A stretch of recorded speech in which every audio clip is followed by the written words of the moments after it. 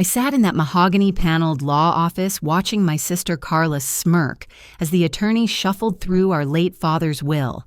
Carla whispered loudly enough for everyone to hear, "Well, at least the family mistake finally gets to see what real success looks like." My hands trembled as I stared at the stack of legal documents. 23 years of being called worthless, of watching Carla get everything while I scraped by as a struggling teacher. But today, something in the lawyer's expression suggested this reading wouldn't go as Carla expected. Growing up in our suburban Cleveland home, I always knew I was the overlooked daughter while Carla sparkled like polished silver in our father's eyes. Every family dinner became a showcase for her achievements, while my accomplishments disappeared into background noise. When Carla graduated summa cum laude from Northwestern with her business degree, Dad threw a celebration party with 50 guests and champagne toasts. When I earned my education degree from Kent State with honors, he handed me a congratulations card at breakfast and changed the subject to Carla's new internship at a Fortune 500 company. The pattern continued relentlessly through our 20s. Carla climbed the corporate ladder at Lightning Marketing Solutions, earning 6 figures before she turned 25. Meanwhile, I chose to teach 3rd grade at Lincoln Elementary School, earning $38,000 annually and living in a cramped 700-square-foot apartment where the radiator clanged all winter and the air conditioning wheezed through muggy Ohio summers. Dad's favoritism wasn't subtle. For Carla's college graduation, he surprised her with a brand new cherry red BMW convertible, complete with leather seats and a premium sound system. For my graduation, he gave me a used copy of Teaching Strategies for Elementary Education that still had someone else's highlighting and coffee stains on the pages. When Carla announced her engagement to Derek Wellington, a successful investment banker, she met at a charity gala. Dad immediately offered to pay for their entire wedding. They had a lavish ceremony at the Ritz-Carlton with 300 guests, an 8-piece orchestra, and flowers flown in from Ecuador. When I fell in love with Marcus, a kind social worker who shared my passion for helping children, we planned a small ceremony in the local park pavilion. Dad claimed he was tight on funds that month and gave us $500, suggesting we keep things modest and practical. We ended up eloping at the courthouse with 2 witnesses we barely knew celebrating afterward with pizza from Tony's Corner Shop. The real estate empire Dad built from nothing became Carla's assumed inheritance from the moment she could walk. Thompson Construction and Development had grown from Dad's one-man handyman service into a company that developed shopping centers and residential complexes throughout northeastern Ohio. Carla joined the company after college, immediately taking the title of Vice President of Marketing, while I struggled to afford basic classroom supplies for my students. Every family gathering reinforced the hierarchy. Carla would arrive in designer clothes talking about her latest business coup or the vacation home she and Derek were considering in the Hamptons. I'd show up in bargain store dresses, sharing stories about helping struggling readers or organizing school fundraisers that Dad dismissed as nice little hobbies. Carla's children, 8-year-old Madison and 6-year-old Tyler, attended private Montessori school and took violin lessons. My students came from families where a free lunch program meant the difference between eating and going hungry. The dynamic established Carla as the golden heir apparent, while I remained the family disappointment who chose service over success. Dad never missed an opportunity to mention Carla's achievements to neighbors, church members, or business associates. He'd introduce her as my daughter, the marketing executive, while introducing me simply as my other daughter, April. But something shifted dramatically 3 months before Dad's death. He'd suffered a major heart attack that required emergency surgery and a 3-week hospital stay. The gravity of his mortality seemed to crack open something he'd kept buried for decades. That's when the lawyer's expression suddenly changed, and I realized this will reading was about to shatter every assumption my family had held for 23 years. The attorney cleared his throat and announced that Robert Thompson had indeed changed his will just 3 months prior, immediately following his hospital discharge. Carla's confident smirk began to falter as she processed the timing, her manicured fingers gripping the armrest of her chair with increasing tension. The lawyer's office felt charged with electricity as attorney William Fitzgerald spread the estate documents across his massive oak desk. Behind him, law books lined floor-to-ceiling shelves, their leather spines creating a backdrop that seemed to mock the family drama unfolding before them. Carla's perfectly styled blonde hair caught the afternoon sunlight streaming through tall windows, but her usual composure was beginning to crack. Before we proceed with the reading, Attorney Fitzgerald announced, adjusting his wire-rimmed glasses, "I need to address some irregularities that came to light during the estate's probate process. My father's real estate holdings were more extensive than I'd ever imagined. Beyond the family mansion on Shaker Heights Boulevard worth $2.7 million, according to the latest appraisal, Dad owned 3 rental properties in University Heights that generated substantial monthly income. His investment portfolio included municipal bonds, blue-chip stocks, and a money market account that had grown to impressive proportions over his 40-year career. Thompson Construction and Development was valued at over $1.2 million with ongoing contracts that would generate income for years to come." "What irregularities?" Carla demanded, her voice sharper than usual. Derek shifted uncomfortably beside her, loosening his silk tie and glancing nervously around the room. Attorney Fitzgerald pulled out a thick folder marked "Estate Fraud Investigation." My stomach dropped as I wondered what secrets were about to surface. "Mrs. Wellington," he addressed Carla formally, "were you aware that someone has been showing the Shaker Heights property to potential buyers over the past 6 weeks? Carla's face drained of color, but she recovered quickly with practiced corporate smoothness. "I have no idea what you're talking about. Perhaps the real estate agent made some mistake." "There was no authorized real estate agent involved," the lawyer replied coolly. "However, we have documentation showing that you contacted Meridian Development Corporation about selling the property for demolition. They were planning to construct a strip mall on the site." The revelation hit me like a physical blow. While Dad was barely cold in his grave, Carla had already been scheming to destroy our childhood home for profit.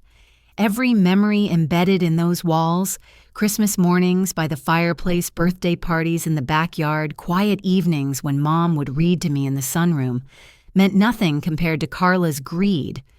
Derek's nervous fidgeting became more pronounced as Attorney Fitzgerald continued his investigation summary.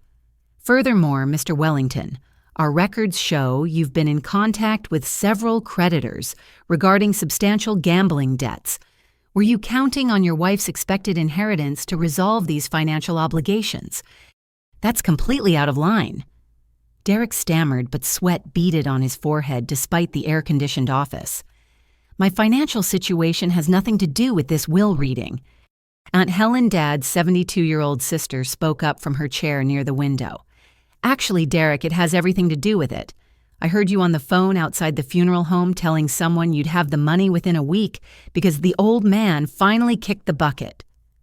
The room fell silent except for the soft tick of the antique clock on Attorney Fitzgerald's bookshelf. Carla's mask of superiority finally slipped, completely revealing the calculating predator underneath. "You people are all jealous because Dad always knew I was the successful one.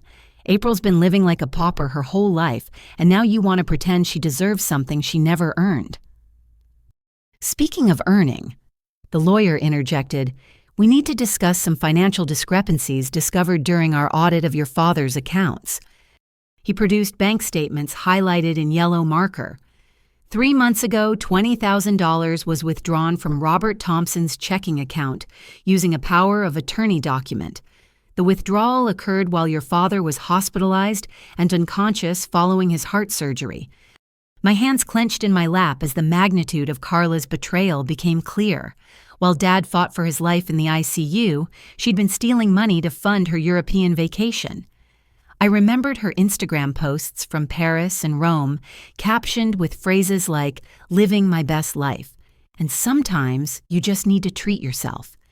Every museum selfie and restaurant photo had been paid for with stolen money. "That's impossible." Carla protested, but her voice lacked conviction. Dad gave me that money for business expenses.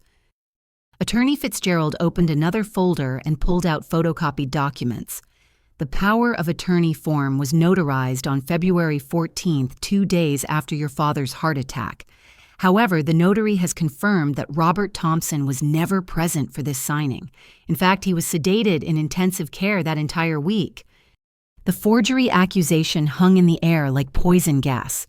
I looked at my sister, really looked at her, and saw a stranger wearing Carla's face. This woman who'd tormented me for decades, who'd convinced our family that I was worthless while she was wonderful, had been stealing from our dying father. You forged his signature. I whispered the words, escaping before I could stop them. Carla whirled to face me, her eyes blazing with fury. Don't you dare act all innocent, April. You were the one hanging around his hospital bed, like some vulture probably whispering poison in his ear when he was too weak to think clearly. But Attorney Fitzgerald wasn't finished with his revelations. He reached into his briefcase and withdrew what appeared to be a recording device. There's something else we need to discuss before reading the will. Your father made provisions for this exact scenario. The small recording device sat on Attorney Fitzgerald's desk like an unexploded bomb, its silver surface reflecting the overhead lights.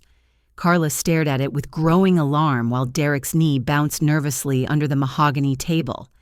Uncle Paul Dad's younger brother, who'd driven down from Akron for the reading, adjusted his glasses and leaned forward with interest.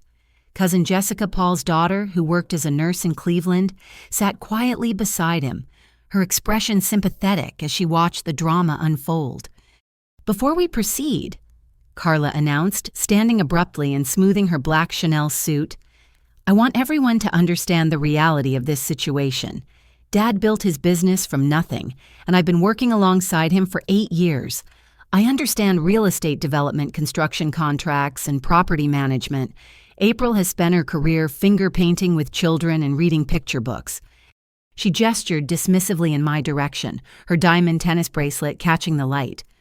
I don't say this to be cruel, but we all know Dad intended for me to continue his legacy. I've already been in contact with our business partners about expansion opportunities. The Meridian Development project alone would generate enough profit to fund 3 new construction ventures. Derek nodded enthusiastically, desperate to support his wife's claims. Carla has MBA-level expertise in strategic planning. She's the logical choice to inherit the business operations. April wouldn't know a profit and loss statement from a grocery list. My cheeks burned with humiliation, but I forced myself to remain silent. 23 years of similar attacks had taught me that defending myself only encouraged more cruelty. Aunt Helen, however, had no such restraint. That's enough, Carla. She snapped her voice, carrying the authority of someone who'd raised 4 children and buried 2 husbands. Your father built that business to provide security for his family, not to fund your shopping addiction and Derek's poker debts. Poker debts. Carla laughed, but the sound was shrill and forced. That's ridiculous. Derek is a successful investment banker. We don't need Dad's money, but we respect his wishes and his business judgment. Attorney Fitzgerald cleared his throat pointedly. Perhaps we should proceed with the actual will reading, rather than speculating about intentions. Carla settled back into her chair with confident expectation, crossing her legs and folding her hands in her lap like a queen awaiting coronation. Derek pulled out his phone, presumably to text someone about their imminent windfall. Cousin Jessica exchanged a meaningful look with Uncle Paul, who shook his head almost imperceptibly. The last will and testament of Robert Joseph Thompson. Attorney Fitzgerald began, his voice taking on the formal cadence of legal proceedings. I, Robert Joseph Thompson, being of sound mind and body, do hereby revoke all previous wills and codicils and declare this to be my final will and testament. The lawyer continued through the standard legal language about debts and taxes before reaching the specific bequests. To my brother Paul Thompson and his family, I leave my collection of woodworking tools and the camping equipment stored in my garage with gratitude for 40 years of friendship and support. Uncle Paul smiled sadly, remembering countless weekends when he and Dad had built furniture together or taken fishing trips to Lake Erie. To my sister, Helen Morrison, I leave my mother's china set and the sum of $10,000 in appreciation for her wisdom and kindness throughout my life. Aunt Helen dabbed her eyes with a tissue touched by the acknowledgement of their sibling bond. To my grandson, Tyler Wellington, and granddaughter, Madison Wellington, I establish educational trust funds of $50,000 each to be used exclusively for college expenses.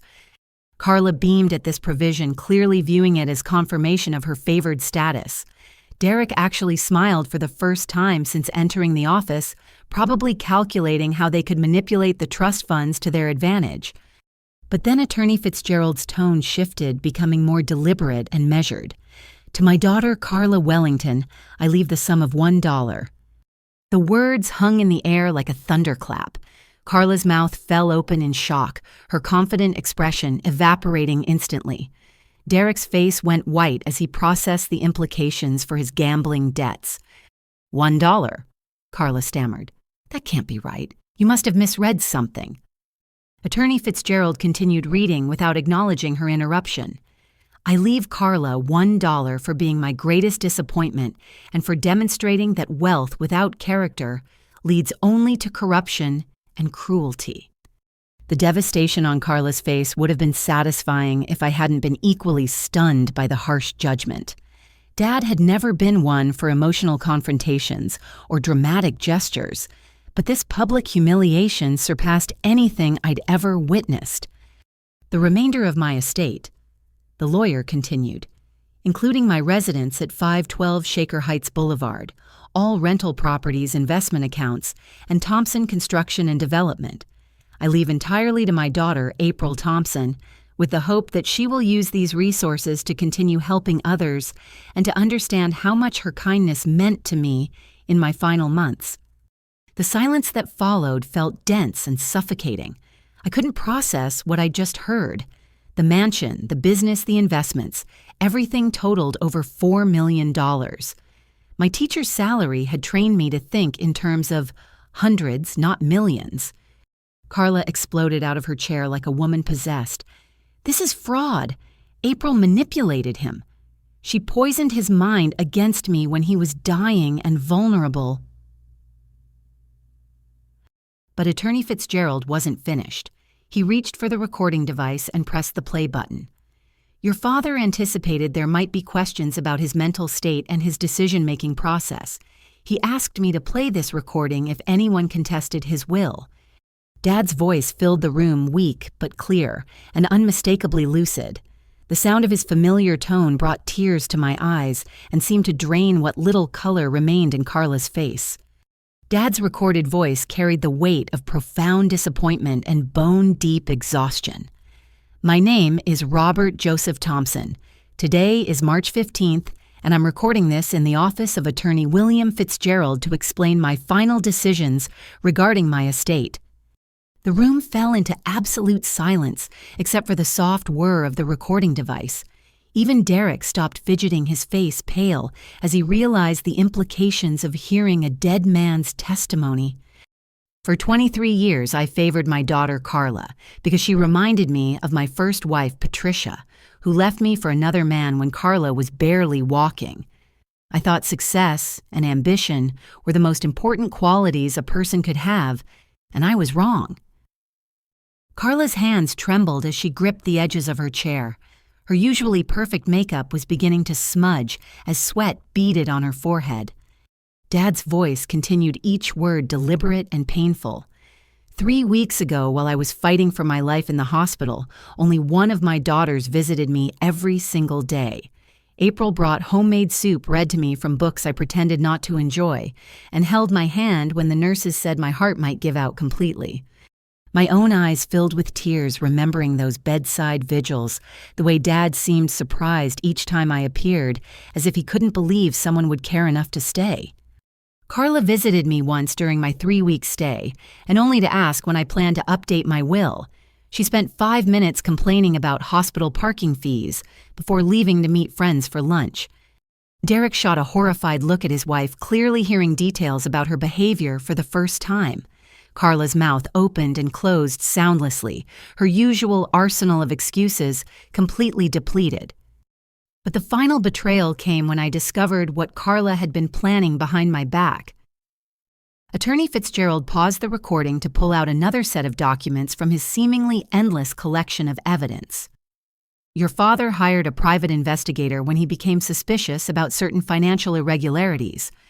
He spread out photographs that made my stomach lurch with disgust. The images showed Carla meeting with men in expensive suits outside our family home, gesturing toward the property like a real estate agent conducting a tour. Timestamps revealed the meetings had occurred during Dad's funeral week.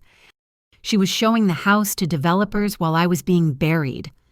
I whispered the enormity of her callousness, hitting me like a physical blow. The recording resumed with Dad's voice growing stronger, fueled by righteous anger. I hired an investigator because I found real estate contracts hidden in Carla's purse during what I thought was a family dinner to discuss my recovery. She wasn't visiting to support her father. She was measuring the property for demolition. Carla suddenly lunged across the table, trying to grab the recording device. "Turn that off. This is slander." He was medicated and confused. Derek caught her wrist, but his motivation seemed more about avoiding additional legal trouble than protecting his wife. "Carla, stop. You're making this worse." Security buzzed into the office. Apparently, Attorney Fitzgerald had pressed a silent alarm when Carla became aggressive. 2 uniformed guards flanked the doorway, while a receptionist peered anxiously from the hallway. "Ma'am, you need to return to your seat," the older security guard instructed firmly but politely. Instead, Carla whirled to face me with venom I'd never seen before, even during our worst childhood conflicts. "You pathetic, manipulative little parasite. You think you're so noble with your stupid teaching job and your boring life, but you're just a leech who couldn't make it in the real world." Uncle Paul stood up, his face flushed with embarrassment and anger. "Carla, that's enough. You're disrespecting your father's memory." "My father," she shrieked, completely losing the polished facade she'd maintained for decades. "He threw away everything he worked for on some sentimental nonsense about kindness and soup. April doesn't know anything about running a business or managing properties or dealing with contractors."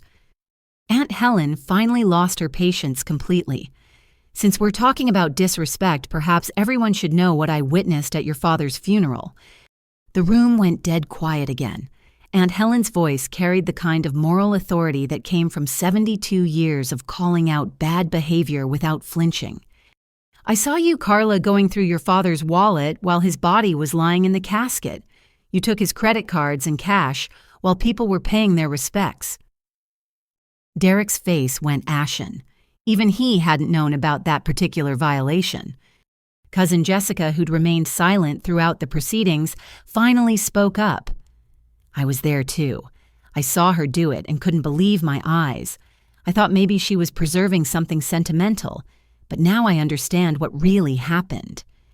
The security guards moved closer as Carla's breathing became rapid and shallow signs of someone completely losing control.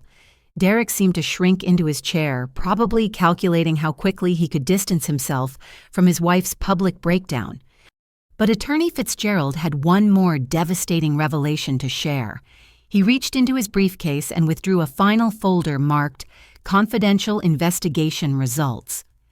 "There's something else your father discovered that influenced his decision," he announced, his voice cutting through Carla's heavy breathing.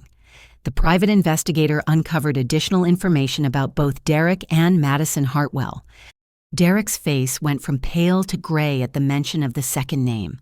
Carla stopped her frantic movements and stared at the lawyer with growing dread. "Who's Madison Hartwell?" I asked, though something in Derek's expression suggested I didn't want to know the answer. Attorney Fitzgerald opened the folder to reveal more photographs, these showing Derek in intimate embraces with a beautiful brunette woman outside expensive hotels and restaurants. Timestamps indicated the encounters had been ongoing for over 6 months. Madison Hartwell is Carla's former best friend and Derek's longtime mistress. According to intercepted communications, they've been planning to leave Cleveland together as soon as Derek gained access to what they assumed would be Carla's inheritance. The revelation struck Carla like a physical blow. She staggered backward, her hand pressed to her chest as if her heart was stopping. The sister who'd tormented me for decades suddenly looked fragile and broken, her entire world crumbling in the span of 30 minutes. Derek didn't even attempt to deny the accusations. He simply sat in stunned silence, knowing his carefully constructed life of lies had been completely exposed. Attorney Fitzgerald adjusted the volume on the recording device as Dad's voice returned, now carrying a tremor of deep emotional pain that cut through the tension in the room like a blade through silk. The hardest part of this whole ordeal, Dad continued his words, measured but heavy with grief, wasn't discovering that my daughter was planning to profit from my death. It wasn't even learning about the stolen money or the forged documents.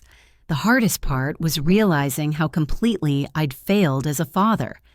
Carla remained standing by the window, her back turned to the room, shoulders shaking with what might have been rage or devastation.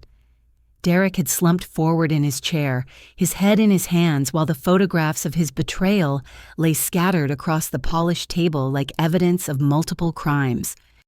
I spent 23 years rewarding cruelty and dismissing kindness because I confused success with character. Dad's recorded voice continued. I watched Carla mock April at family dinners, calling her dreams worthless and her compassion weakness, and I said nothing because I thought ambition mattered more than heart. Aunt Helen wiped tears from her cheeks with a lace handkerchief, nodding slowly as Dad's words confirmed what she'd tried to tell him for years. Uncle Paul reached over and squeezed my hand, his calloused palm warm and reassuring against my cold fingers. The day April came to visit me after my second surgery, she brought a book of poetry our neighbor Mrs. Chen had recommended. April didn't know I was awake when she started reading, but I listened to her voice making those words beautiful, and I remembered her mother doing the same thing when April was small. The memory hit me with surprising force. I'd forgotten about those poetry readings, thinking Dad had been too sedated to notice. But apparently he'd been absorbing every word, every gesture of care I'd thought was going unnoticed. While April was reading to me about hope and healing, I received a phone call from my neighbor, Frank Martinez. He told me he'd seen strange cars in my driveway and people with clipboards walking around my property.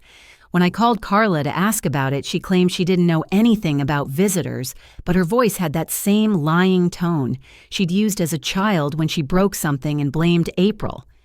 The recording captured Dad's breathing becoming more labored as his emotions intensified.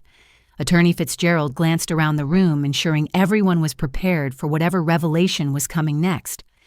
So I hired Harold Murphy from Murphy Investigations to find out what was really happening with my property and my family. Harold's report destroyed every assumption I'd held about my daughter's characters. A new voice joined Dad's on the recording, presumably Harold Murphy himself reading from his investigative findings with professional detachment. Subject Carla Wellington was observed meeting with representatives from Meridian Development Corporation on 4 separate occasions between February 20th and March 1st. Conversations were recorded using long-range audio equipment with appropriate legal permissions. The investigator's voice became more detailed as he shared specific findings. Subject discussed plans to demolish the family residence immediately upon inheritance, with projected profits of $3.2 million after construction and legal fees. Subject expressed no sentimental attachment to the property and referred to potential family objections as irrelevant emotional nonsense. I felt physically sick hearing Carla dismiss our childhood home so callously. Every room in that house held memories of Mom reading bedtime stories, Dad teaching me to change bicycle tires in the garage, family holiday celebrations that had felt magical despite the underlying tensions. Harold Murphy's recorded voice continued with devastating precision.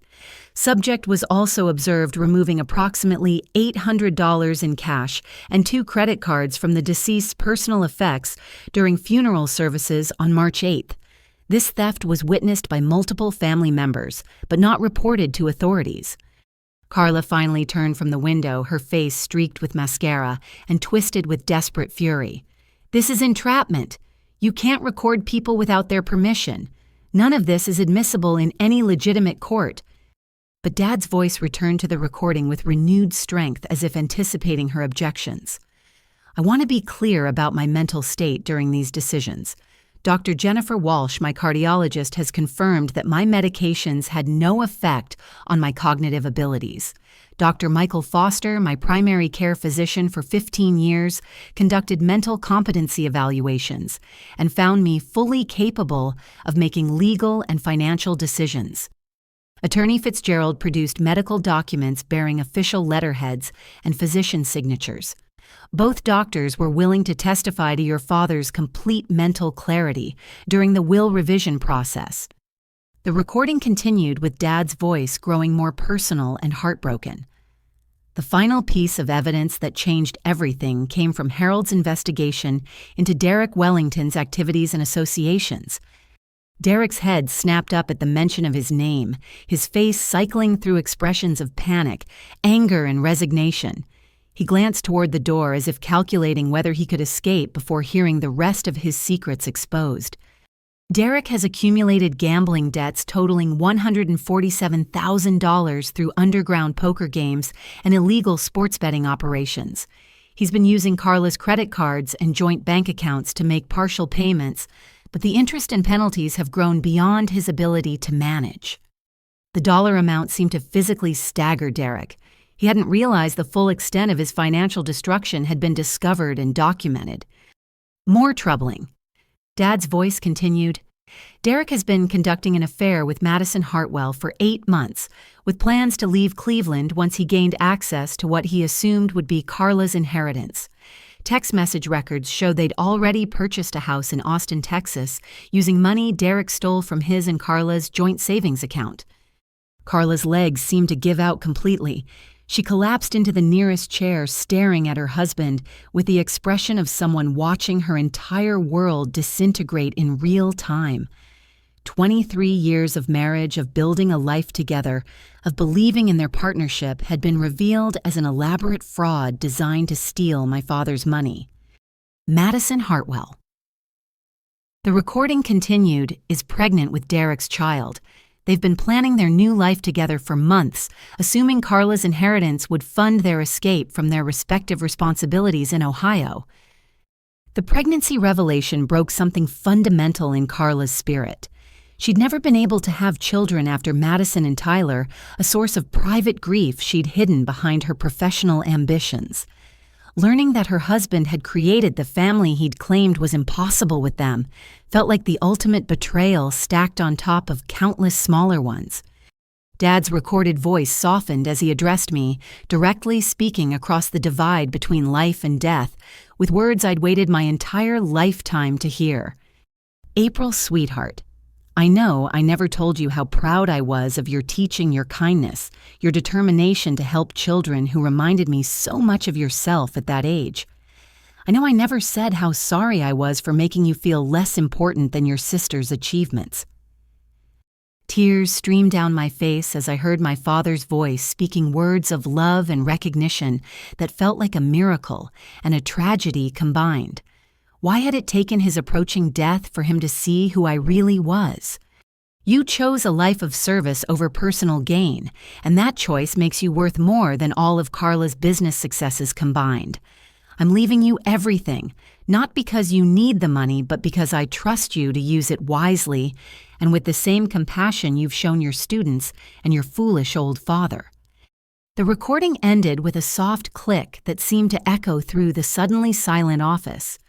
5 people sat in stunned contemplation of what they'd just witnessed: a man's deathbed confession of parental failure and his desperate attempt to correct 23 years of misguided favoritism. But Attorney Fitzgerald wasn't finished revealing the depths of family betrayal that had motivated Dad's final decisions. Attorney Fitzgerald reached into his briefcase and withdrew a manila envelope marked "Wellington Investigation, Priority Evidence." The content spilled across his desk like artifacts from a destroyed marriage, printed text messages, bank statements, hotel receipts, and more photographs that painted a devastating picture of calculated deception. Your father wanted to ensure that all the facts came to light. The attorney explained, organizing the documents with methodical precision. Harold Murphy's investigation went beyond simple surveillance to uncover a systematic pattern of fraud and betrayal that extends far beyond what we've already discussed. Derek sat frozen in his chair, his expensive suit wrinkled and his face the color of old newspaper.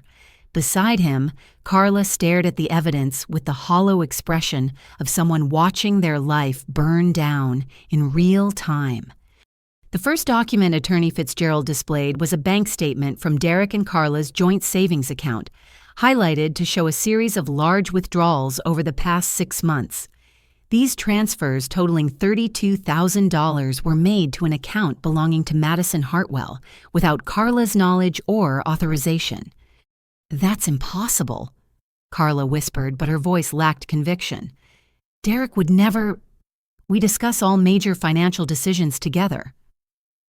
Uncle Paul leaned forward to examine the bank statements, his engineering background making him comfortable with financial documents. "Carla, these withdrawals happened on weekdays when you would have been at work. Someone with access to your joint account was systematically stealing money to fund a secret life." Derek finally spoke, his voice hoarse and defensive. "Those weren't theft. I was making investments that would benefit both of us in the long run. Madison was helping me research real estate opportunities in emerging markets." Attorney Fitzgerald pulled out printed email exchanges between Derek and Madison that told a very different story. These communications paint a clearer picture of your investment strategy, Mr. Wellington. He began reading from the printed emails, his professional voice making the intimate betrayal even more devastating. From Derek to Madison, dated January 15th. "Can't wait to start our new life in Austin once we get Carla's inheritance money. She has no idea what's coming and honestly doesn't deserve Dad Thompson's business anyway." Carla made a sound like she'd been physically struck. The cruelty of Derek's words seemed to hurt more than the infidelity itself. From Madison to Derek, dated February 2nd. "I've been looking at houses in Westlake Hills. There's a beautiful 4-bedroom with a pool that would be perfect for raising our baby. Carla will be devastated, but she'll get over it eventually." Cousin Jessica shifted uncomfortably in her chair. "Derek, how could you plan someone's emotional destruction so casually? Carla loved you. She trusted you completely." "Love doesn't pay gambling debts." Derek snapped his mask of respectability, finally slipping completely. "Carla was so obsessed with her career and her father's approval that she never noticed I was drowning financially. Her inheritance was supposed to solve everything." Aunt Helen's voice cut through Derek's self-pity with surgical precision. "So you decided to steal from your wife and abandon her after using her family connections for years." But the worst revelations were still coming. Attorney Fitzgerald produced medical records from an Austin fertility clinic showing that Derek and Madison had been actively trying to conceive while he was still married to Carla. These appointment records show that Derek and Madison began fertility treatments in November, 4 months before your father's death. They weren't accidentally starting a family. They were deliberately creating the life Derek claimed was impossible with Carla. The medical evidence destroyed Carla's last illusions about her marriage. For years, Derek had told her that his low sperm count made pregnancy unlikely, encouraging her to focus on her career instead of pursuing fertility treatments. Learning that he'd been actively trying to father children with another woman while lying to her about their reproductive options was perhaps the cruelest revelation yet. The pregnancy is already 12 weeks along. Attorney Fitzgerald continued consulting additional medical records. Madison Hartwell is due in October, which means conception occurred while Derek was still actively planning to inherit through Carla. Derek stood abruptly, knocking over his chair in his desperation to escape the mounting evidence. "This is insane. You people are destroying my privacy and my relationship based on the paranoid fantasies of a dying old man." But his protestations were interrupted by a commotion in the hallway outside Attorney Fitzgerald's office. Voices could be heard arguing, and the receptionist was clearly trying to prevent someone from entering the conference room.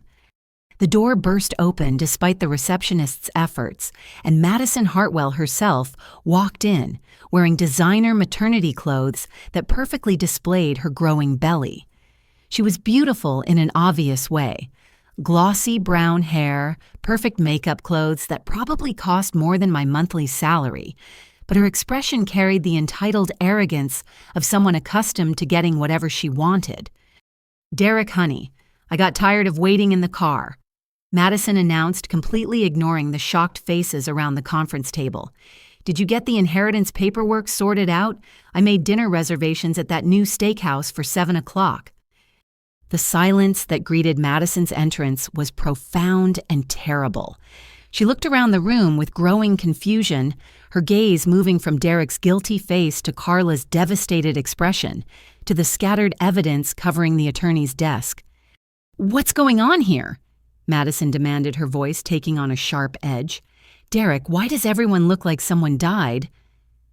"Someone did die," Carla said quietly, finding her voice for the first time since the pregnancy revelation. "My father died, my marriage died, and apparently my best friend died months ago without bothering to mention it." Madison's perfectly applied makeup couldn't hide the flush of guilt that colored her cheeks. "Carla, I know this looks bad, but Derek and I never meant for you to find out this way." "How exactly did you mean for me to find out?" Carla asked, standing slowly to face the woman who'd been her confidant since college. "Were you planning to send a postcard from Texas? Maybe a Christmas card featuring your happy family?" Madison glanced nervously at Derek, clearly expecting him to take control of the situation. When he remained silent, staring at the floor like a scolded child, she attempted to justify their actions with breathtaking audacity. "Carla, you have to understand that Derek and I didn't plan for this to happen. We fell in love, and love doesn't follow convenient timelines. Derek was going to tell you everything once your father's estate was settled, and you had the emotional space to process the changes." Uncle Paul made a disgusted sound. "You mean once he'd stolen her inheritance and could afford to abandon her?" "Oh." But Madison had one more devastating revelation to share, one that would complete the destruction of everything Carla thought she knew about her life. The chaos in Attorney Fitzgerald's office reached a crescendo as Madison's presence forced all the hidden betrayals into the open. But the lawyer had been saving one final revelation that would shift the entire dynamic once again. "Ms. Hartwell." He addressed Madison formally. "Your arrival is actually quite convenient. There are some documents you might want to see before you continue with your plans to relocate to Austin." He withdrew yet another folder from his seemingly inexhaustible collection of evidence. "Your boyfriend's gambling debts aren't his only financial obligation. Derek has been using your name and credit information to secure additional loans without your knowledge." Madison's confident expression faltered as Attorney Fitzgerald spread out loan applications bearing her forged signature. "These documents show that Derek has accumulated an additional $68,000 in debt using your identity. As far as creditors are concerned, you're jointly liable for these obligations." "That's impossible," Madison stammered, reaching for the papers with shaking hands. "Derek would never do that to me. We're building a life together." Derek's face went white as his final layer of deception was exposed. He'd been using Madison just as callously as he'd used Carla, viewing both women as financial resources rather than human beings worthy of honesty and respect. "Furthermore," the attorney continued, "the house you purchased in Austin was bought with funds from these fraudulent loans. If Derek can't repay these debts, which seems likely given his current circumstances, you'll both face federal charges for wire fraud and identity theft." Madison dropped into an empty chair, her hand instinctively moving to protect her growing belly. The fairy tale escape she'd imagined was revealing itself as another layer of Derek's criminal behavior. But I found myself less interested in Derek and Madison's unfolding drama than in what Attorney Fitzgerald had mentioned about visiting the inherited property. "When can I see the house?" I asked, surprising myself with the firmness in my voice. "We can arrange a visit this afternoon if you'd like," he replied. "Your father left specific instructions about certain items he wanted you to discover personally." 2 hours later, I stood before the imposing Tudor-style mansion where I'd grown up seeing it through completely different eyes. Aunt Helen had insisted on accompanying me, claiming she needed to collect some of Mom's belongings that Dad had preserved in the master bedroom. The house felt both familiar and foreign as we walked through rooms that held decades of family history. Dad had maintained everything beautifully.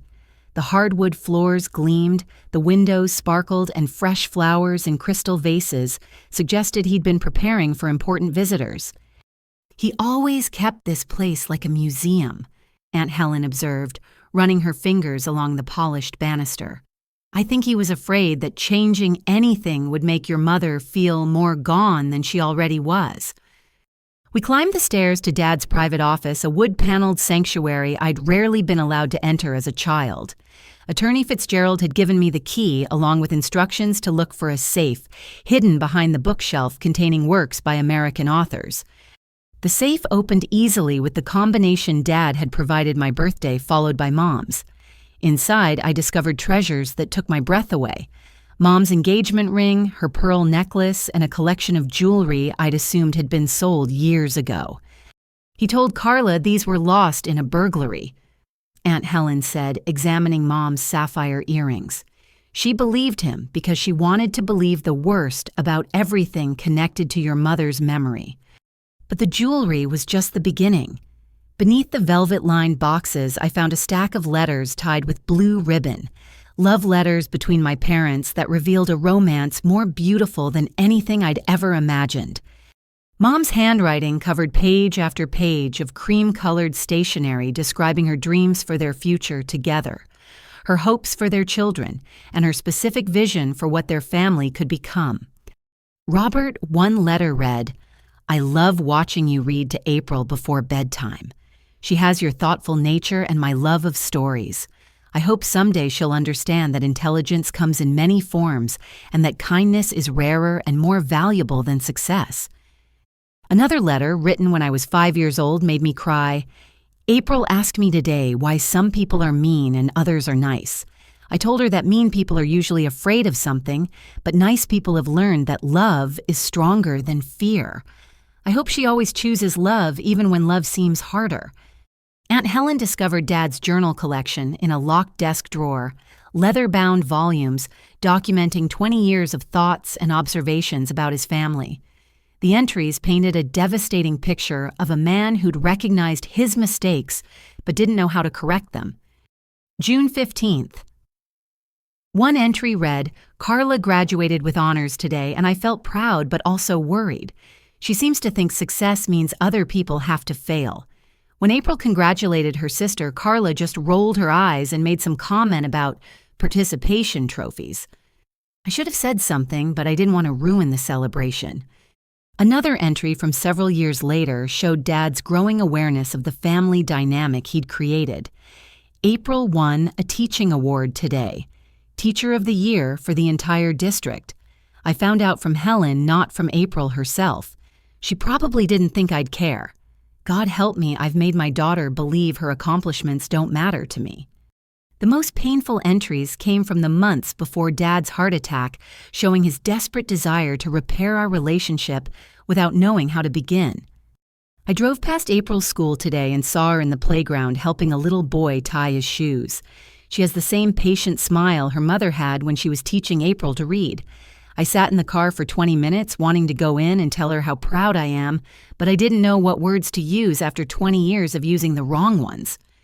But Aunt Helen made a discovery that changed everything we thought we knew about the family finances. Hidden in the basement behind Dad's workbench, she found evidence that Carla had been secretly living in the house for the past 3 months. "April, come look at this," she called from the finished basement where Dad had his workshop and exercise equipment. The basement revealed signs of recent habitation, rumpled bedding on the pull-out sofa, empty takeout containers, and clothing that clearly belonged to Carla. A makeshift office had been set up near the stairs, complete with laptop computer file folders and what appeared to be inventory lists of valuable household items. She's been living here, I said, trying to process this violation of Dad's private space. But why she has that beautiful house in Beechwood with Derek? Aunt Helen picked up one of the file folders and began reading the contents. Her face grew grim as she absorbed what Carla had been documenting. She wasn't just living here, honey. She was cataloging everything valuable for sale. The folders contained detailed lists of antiques, artwork, and collectibles throughout the house, complete with estimated values and contact information for auction houses and estate sale companies. Carla had been systematically preparing to liquidate everything Dad had spent decades collecting and preserving. "Look at this," Aunt Helen said, showing me a notebook filled with Carla's handwriting. "She was planning to sell your mother's piano, the china cabinet that belonged to your grandmother, even your father's military medals from Vietnam." But the most devastating discovery was yet to come. Hidden beneath the inventory lists, I found pawn shop receipts showing that Carla had already sold several pieces of Mom's jewelry items I'd been told were lost or stolen. She'd been systematically looting the family home while Dad was alive, stealing the physical reminders of our shared history to fund her lifestyle and Derek's gambling addiction. The betrayal felt complete and overwhelming. Not content to wait for Dad's death to claim her inheritance, Carla had been stealing from him for months while presenting herself as the dutiful daughter who deserved everything. As we prepared to leave the house, I realized that reclaiming these stolen memories was just the beginning of understanding how extensively my family had been living lies for years. The discovery of Carla's secret residence in our family home felt like the final violation of trust, but I underestimated my sister's capacity for desperate manipulation. Within 48 hours of the will reading, she launched a campaign of destruction that threatened everything I thought I'd gained. The first attack came through legal channels. Carla hired Thomas Kellerman, an expensive probate attorney from downtown Cleveland, who specialized in will contests and family disputes. Kellerman had a reputation for taking cases other lawyers wouldn't touch, especially when substantial inheritance money was involved. Miss Thompson. Kellerman called me at school during my lunch break, his voice smooth and confident. "I represent your sister in what we believe is a clear case of undue influence and elder abuse. We're prepared to file a formal challenge to your father's will unless you're willing to discuss a reasonable settlement." The accusation hit me like ice water. Elder abuse. That's ridiculous. I took care of Dad when he was sick. "Precisely our point," Kellerman replied. "You isolated a vulnerable elderly man during his final illness and manipulated him into changing his will through emotional coercion. We have witnesses who observed your excessive presence at the hospital and your systematic exclusion of other family members from medical decisions." I hung up the phone with shaking hands, realizing that Carla was going to twist every act of love into evidence of manipulation. My dedication to Dad during his recovery was being reframed as predatory behavior designed to steal her inheritance. The legal pressure was only the beginning. That same afternoon, Carla appeared at Lincoln Elementary School during dismissal time, creating a scene in front of parents and students that left me humiliated and professionally endangered. "There she is!" Carla shouted across the parking lot, her voice carrying to every corner of the school grounds. "The woman who convinced my dying father to leave everything to her while she was supposed to be teaching children." Parents stopped their conversations to stare, and several of my third-grade students looked confused and frightened by the commotion. Mrs. Rodriguez, our principal, hurried outside to address the disturbance. "Ma'am, you need to leave school property immediately," Mrs. Rodriguez said firmly. "This is not an appropriate place for personal disputes." But Carla was just getting started. "Do you people know that April Thompson has been lying to everyone about her financial situation? She inherited millions of dollars by manipulating a sick old man, but she's still here pretending to care about education when all she really cares about is money." 8-year-old Tyler Morrison, one of my most sensitive students, started crying as he watched his beloved teacher being attacked by a screaming woman in expensive clothes. I knelt down to comfort him, which gave Carla another opportunity to escalate her public assault. "Look at her. she continued, pointing at me with theatrical disgust. "She's putting on this caring teacher act right now, but she's secretly worth millions. She doesn't belong in this school. She's taking a job away from someone who actually needs it." Security arrived to escort Carla from the premises, but the damage was done. Parents whispered among themselves, students seemed confused about whether I was a good person or a bad person, and I felt the professional reputation I'd built over 8 years crumbling under Carla's vindictive lies. That evening, the harassment continued through social media. Carla had created a Facebook page called Justice for Robert Thompson, where she shared carefully edited stories about Dad's final months. According to her version, I had isolated him from family and friends, controlled his access to visitors, and pressured him into changing his will while he was mentally compromised by medication. The page attracted sympathy from people who didn't know the true story, including some of Dad's former business associates who remembered Carla as his ambitious daughter and me as the quiet one who'd never shown interest in construction or real estate. Robert Thompson would be heartbroken to see how his youngest daughter manipulated his final illness for financial gain. One post read, "April Thompson convinced a dying man to abandon the daughter who'd worked alongside him for 8 years in favor of someone who'd never contributed to his business success." The comments section filled with outrage from people who'd never met me, but were convinced I was a calculating manipulator who'd stolen my sister's rightful inheritance through elder abuse. But Carla's most dangerous scheme involved directly targeting my employment. She contacted the Cleveland Board of Education with allegations that I was using my position as a teacher to hide my true financial status and avoid paying appropriate taxes on my inheritance. "Teachers are supposed to be honest role models for children," she told whoever would listen. "How can someone who's worth $4 million pretend to understand the struggles of working families? She's a fraud who's taking advantage of a system designed to help people who actually need teaching jobs." The pressure from multiple directions was overwhelming. Legal threats, professional sabotage, public humiliation, and social media attacks were destroying my peace of mind and threatening my career. Carla had weaponized grief and family conflict to punish me for Dad's decision. But her most shocking violation came when I discovered she'd been systematically draining the estate accounts that should have been frozen during probate. Attorney Fitzgerald called me at home on Friday evening, his voice tight with anger and concern. "April, we have a serious problem. Someone has been writing checks from your father's business account using forged signatures. 3 checks totaling $27,000 have been cashed in the past week." "How is that possible?" I asked. "Shouldn't all the accounts be protected during the probate process?" "They should be, but the checks were written before your father's death and post-dated for this week.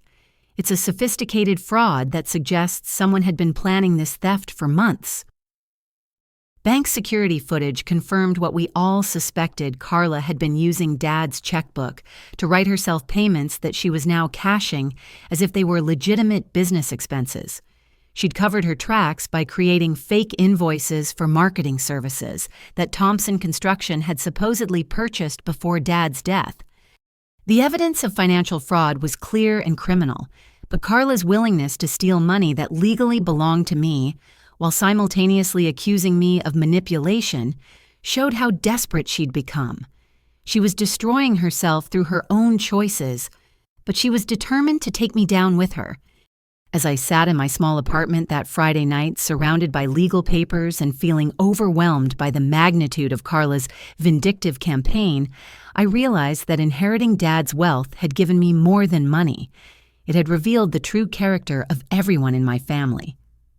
The following Monday morning, I walked into the downtown Cleveland offices of Walsh & Associates with attorney Sarah Walsh, feeling like David approaching Goliath, with nothing but determination and the truth. Sarah was a formidable woman in her 50s who specialized in defending legitimate wills against frivolous challenges, and her reputation for destroying fraudulent claims had made her attorney Fitzgerald's first recommendation. "April," she said as we settled into her conference room with windows overlooking the Cuyahoga River, I want you to understand that probate contests can get very ugly very quickly. Your sister has hired an attorney who wins by making accusers look sympathetic and beneficiaries look greedy.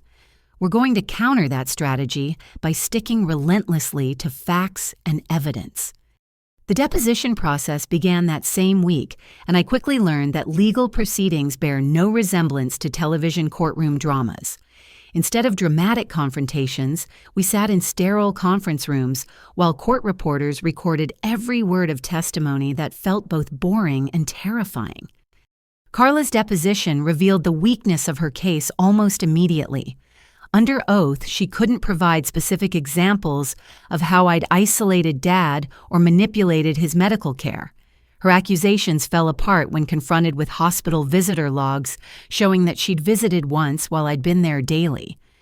Can you describe any instance where April prevented you from seeing your father?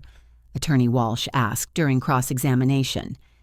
Carla shifted uncomfortably in her chair, realizing her vague accusations wouldn't survive specific questioning.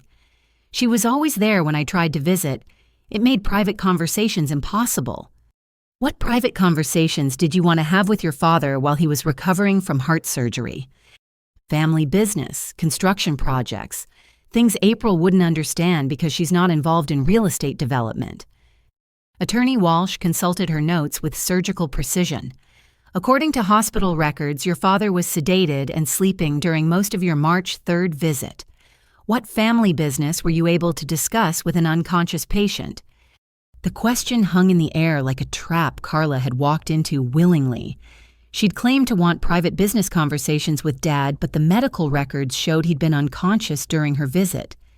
Derek's deposition was even more devastating to Carla's case. Attorney Walsh had subpoenaed him as a witness, forcing him to testify about his gambling debts and his knowledge of Carla's theft from estate accounts. Mr. Wellington, were you aware that your wife was taking money from her father's accounts before his death? Derek glanced nervously at Carla's attorney, clearly wishing he could invoke spousal privilege to avoid answering. I knew she sometimes handled business expenses for the construction company. Were you aware that these business expenses included $27,000 in payments to herself for services that were never provided? I didn't know the specific amounts. Derek admitted, his voice barely audible. But you did know she was stealing money to cover your gambling debts. Thomas Kellerman objected strenuously, but Derek had already nodded, effectively destroying any credibility Carla might have retained. The testimony from Madison Hartwell provided additional ammunition for our defense. Madison had agreed to cooperate with our attorneys in exchange for immunity from prosecution for her role in Derek's fraud schemes. Miss Hartwell. Attorney Walsh began, did Carla Wellington ever discuss her plans for her father's estate before his death? Madison looked uncomfortable but answered honestly under oath. She said the inheritance would solve all their financial problems. Derek had told her about his gambling debts, and they were both counting on her father's money to start fresh. Did she express any concern about her father's health or emotional well-being during his final illness? Not really. She mostly complained about having to visit the hospital because it interfered with her work schedule. But the most powerful testimony came from unexpected sources, Dad's former employees and business associates who had witnessed Carla's behavior over the years. Frank Martinez, Dad's foreman for 15 years, testified about overhearing conversations between Carla and Derek about selling the family business immediately upon inheritance. Miss Carla never showed real interest in construction, Frank stated matter-of-factly. She wanted the money, but not the work. She told Derek the business was worth more dead than alive because the property could be developed for retail. Margaret Chen, Dad's bookkeeper since I was in high school, provided devastating testimony about Carla's financial irregularities in the months before Dad's death. I noticed unusual withdrawals and payments that didn't match any legitimate business expenses, Margaret testified. When I asked Robert about them, he seemed confused and asked me to document everything carefully. He said he wanted to understand where his money was going. Dr. Jennifer Walsh, Dad's cardiologist, testified that Dad's mental acuity had remained sharp throughout his illness and recovery. Robert Thompson was completely lucid during our discussions about his treatment options, Dr. Walsh stated firmly. He understood complex medical information and made informed decisions about his care. He showed no signs of cognitive impairment or vulnerability to coercion. But the most damaging evidence against Carla came from her own digital footprint. Attorney Walsh had subpoenaed her phone records, email accounts, and social media activity, revealing a pattern of deception and manipulation that extended far beyond the estate theft. Text messages between Carla and Derek showed their true feelings about Dad and their plans for his money. Derek: how long do you think the old man has left? Carla: hopefully not long. I'm tired of pretending to care about his war stories and his boring construction projects. Derek: once we get the inheritance, we can sell everything and move somewhere with better weather and fewer family obligations. Email exchanges with Madison revealed the depth of their conspiracy. Carla: Derek and I have been talking about relocating after Dad dies. Would you be interested in a fresh start somewhere new? Madison: are you sure you'll have the resources to support a major life change? Carla: trust me, Dad's estate will give us more than enough freedom to do whatever we want. The digital evidence painted a picture of three people who viewed Dad's death as a financial opportunity rather than a family tragedy. Their casual discussions about his mortality and their plans for his money showed the court exactly what kind of character we were dealing with. Judge Patricia Morrison, who was overseeing the probate proceedings, began showing visible irritation with Carla's legal team as the evidence mounted against their claims. Mr. Kellerman: Judge Morrison said during a pretrial hearing, your client's accusations of elder abuse seem to be contradicted by substantial evidence of her own financial misconduct. Are you prepared to withdraw these allegations, or do you want to proceed to trial, knowing that your client could face criminal charges for perjury? But Carla's desperation had reached the point where rational considerations no longer applied. She was determined to pursue her claims regardless of the evidence, apparently believing that her years of manipulating family dynamics would somehow work on the legal system as well. The most shocking revelation came when the FBI's Financial Crimes Unit confirmed they were investigating Carla for multiple federal offenses related to her theft schemes. Special Agent Catherine Ross contacted Attorney Walsh directly.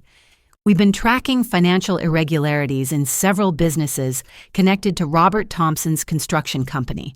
Your client's sister appears to have been running sophisticated fraud operations for at least 2 years before her father's death. The investigation revealed that Carla had been creating false vendor accounts and billing Thompson Construction for services that were never provided. She'd stolen over $80,000 through this scheme money that should have been part of Dad's estate. But Carla had one more desperate card to play, one that would reveal the true depths of her willingness to destroy anything and anyone to get what she wanted. While Carla's legal and social media attacks continued to rain down on me like arrows from a vengeful army, something unexpected began happening at Lincoln Elementary School. The parents and colleagues who'd witnessed her public outburst started rallying to my defense in ways that restored my faith in human decency. It began with Mrs. Patricia Gonzalez, whose daughter Maria had been in my class 2 years earlier. Patricia worked as a paralegal downtown and understood enough about legal proceedings to recognize harassment when she saw it. "Miss Thompson," she said after school on Tuesday, approaching my classroom door with a determined expression, "I want you to know that some of us parents have been talking and we think what your sister is doing is disgraceful. Maria still talks about how you helped her with reading when she was struggling and how you stayed after school every day until she felt confident." Her words broke something loose in my chest that I hadn't realized was tightly held. "Thank you, Mrs. Gonzalez. That means more than you know. We're not just offering sympathy." She continued pulling a folder from her purse. "I've drafted a letter to the school board defending your character, and 37 parents have signed it so far. We're also sending copies to the local newspapers because people need to know who you really are." The letter, written in Patricia's clear legal prose, painted a picture of my teaching career that I barely recognized as my own. It described countless hours of unpaid tutoring, weekend trips to purchase school supplies with my own money, and my annual tradition of providing winter coats for students whose families couldn't afford them. April Thompson represents everything good about public education. The letter concluded. She chose teaching not because she couldn't succeed elsewhere, but because she understood that shaping young minds is the most important work in our society. Any attempt to portray her as greedy or manipulative demonstrates a fundamental misunderstanding of her character. By Thursday, the letter had 62 signatures and had been printed in both the Cleveland Plain Dealer and the Suburban Sun News. The response from the community was swift and overwhelming. Former colleagues from my previous schools wrote testimonials about my dedication and integrity. Dr. Susan Martinez, my supervising professor during student teaching, contacted the Board of Education to praise my classroom management and innovative literacy programs. Even parents whose children I'd taught 5 years ago took time to share stories about my positive impact on their families. But the most meaningful support came from my current students who didn't understand the adult drama swirling around their classroom, but recognized that their teacher was sad and stressed. 8-year-old Emma Rodriguez drew me a picture during art time, a stick figure woman surrounded by hearts with "Best Teacher Ever" written in purple crayon across the top. When she handed it to me, she whispered, "Miss Thompson, my mom says some people are being mean to you, but we all love you very much." Tyler Morrison, the sensitive boy who'd cried during Carla's parking lot outburst, organized his classmates to write me encouraging notes during recess. 23 handwritten messages covered my desk the next morning. "Dear Miss Thompson, you are nice and smart, and you help me read good. Jason. I hope you feel better soon. Do you want to borrow my stuffed elephant? He makes me happy when I'm sad. Sophia. My dad says your sister is jealous because you're a better person than her. Kevin." Reading those innocent expressions of loyalty made me cry in my empty classroom, but they were healing tears that reminded me why I'd chosen teaching in the first place. The professional support extended beyond Lincoln Elementary. Dr. Margaret Stevens, superintendent of Cleveland City Schools, called me personally to express her confidence in my integrity and to assure me that the district would not be swayed by what she termed obvious harassment tactics. "April," she said during our phone conversation, "I've reviewed your personnel file and your performance evaluations are consistently outstanding. Your principals describe you as dedicated, innovative, and beloved by students and parents alike. We're not going to let someone's personal vendetta damage our assessment of your professional value."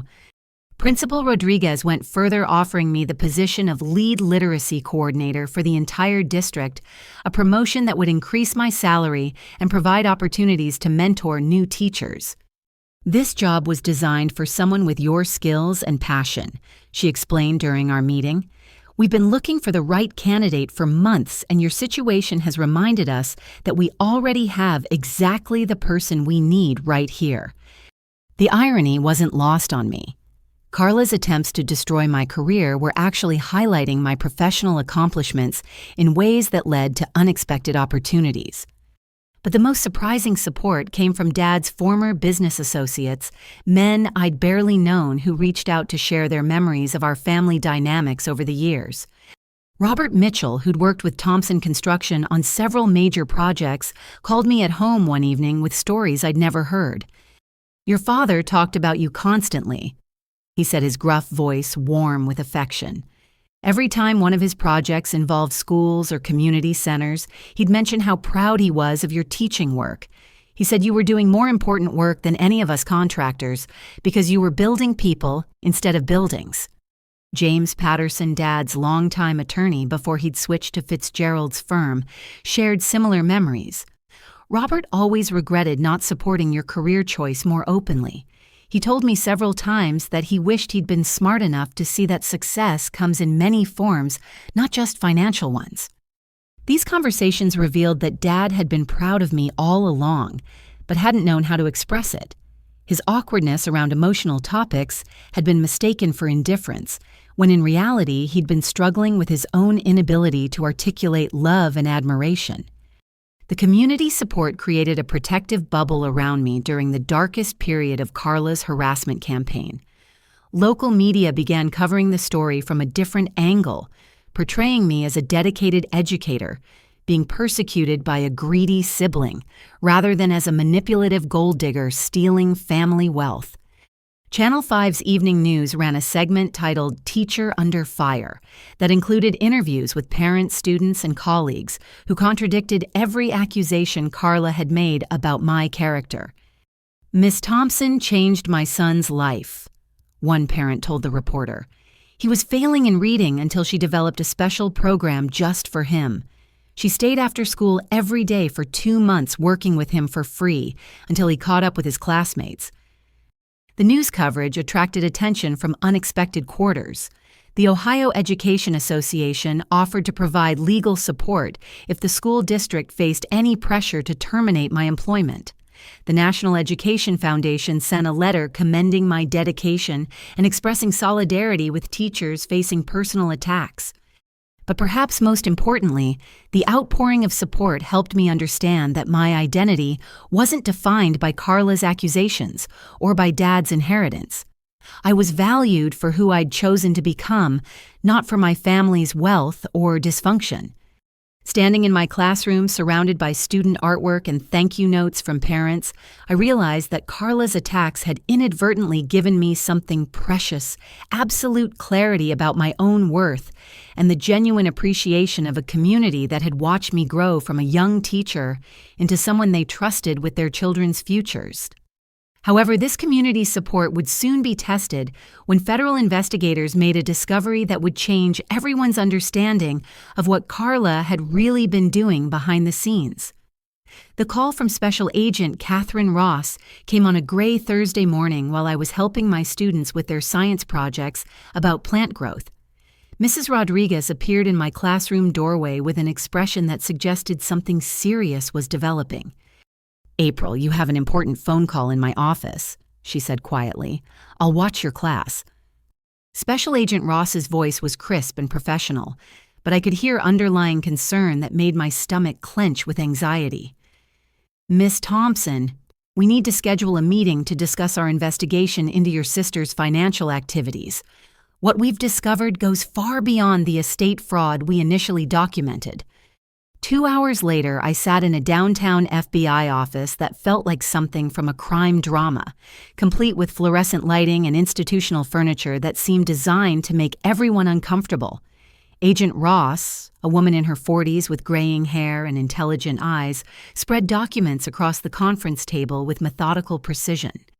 "Your sister has been operating what we classify as a sophisticated white-collar crime network." She began her words hitting me like physical blows. "The theft from your father's estate was just one component of a larger pattern of fraud that extends back at least 3 years. The evidence was overwhelming and horrifying. Carla had been using Thompson Construction's vendor database to create fake companies that billed for services never provided. She'd invented businesses with official-sounding names like Midwest Marketing Solutions and Professional Development Consulting that existed only on paper but had received hundreds of thousands of dollars in payments. How did she hide this from Dad?" I asked, trying to understand how such extensive theft could go unnoticed. "Your father trusted her completely," Agent Ross explained. "She had signature authority on business accounts and handled most vendor payments. The fake companies she created looked legitimate on invoices, and she was careful to keep individual payments small enough to avoid triggering automatic audits. Bank records showed that Carla had stolen over $200,000 from Thompson Construction, over 3 years' money that should have been part of Dad's estate, but had instead funded her luxury lifestyle and Derek's gambling addiction. But the fraud extended beyond simple theft. Agent Ross revealed that Carla had been running credit card scams using stolen information from Dad's business clients. She had access to customer information through Thompson Construction's database, the agent explained. She used that data to apply for credit cards in other people's names, then had the cards sent to post office boxes she'd rented under false identities. The scope of Carla's criminal activity was staggering. She'd victimized dozens of innocent people, destroying their credit ratings and financial security to fund her shopping habits and Derek's gambling debts. Families had lost their homes, students had been denied college loans, and elderly people had faced bankruptcy because of Carla's systematic identity theft. We estimate total damages at approximately $400,000, Agent Ross continued. This doesn't include the emotional and financial costs to the victims whose lives she disrupted. Derek's cooperation with federal investigators had revealed the extent of his knowledge about Carla's crimes. In exchange for a reduced sentence, he'd provided detailed information about their money laundering schemes and their plans to flee to Texas using stolen funds. Mr. Wellington has admitted to helping your sister move money through multiple bank accounts to disguise its illegal origins, Agent Ross said.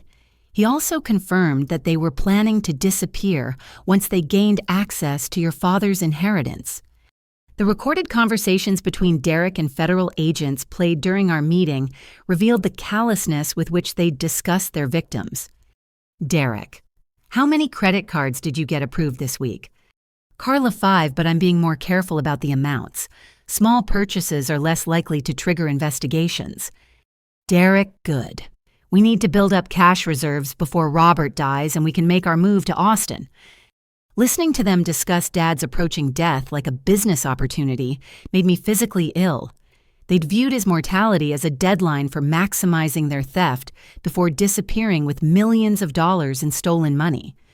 But Carla's criminal behavior had escalated beyond financial fraud into active attempts to obstruct justice. Agent Ross revealed that Carla had tried to bribe a hospital nurse to provide false testimony about my behavior during Dad's final illness. She offered Nurse Jennifer Walsh $5,000 to claim you had been inappropriate with your father's medical care, the agent explained. Nurse Walsh reported the bribery attempt immediately, and we have recorded conversations documenting your sister's efforts to manufacture evidence against you. The recorded phone calls were damning evidence of Carla's desperation and complete lack of moral boundaries. Carla: all you have to say is that April seemed to be influencing her father inappropriately, maybe keeping him isolated from other family members. Nurse Walsh: but that's not true. April was wonderful with her father. She was respectful, caring, and never interfered with our medical procedures. Carla, truth isn't the point here. I'm offering you $5,000 for a simple statement that could help resolve a family dispute. The bribery attempt was a federal crime that carried serious penalties, but it also demonstrated how far Carla was willing to go to destroy my reputation and steal the inheritance she felt she deserved. Madison Hartwell's testimony had provided additional evidence of Carla's criminal planning. Madison admitted that she'd helped Carla forge documents and create false business records in exchange for promises of financial security once they moved to Texas. Miss Hartwell has agreed to testify against your sister in exchange for reduced charges, Agent Ross explained.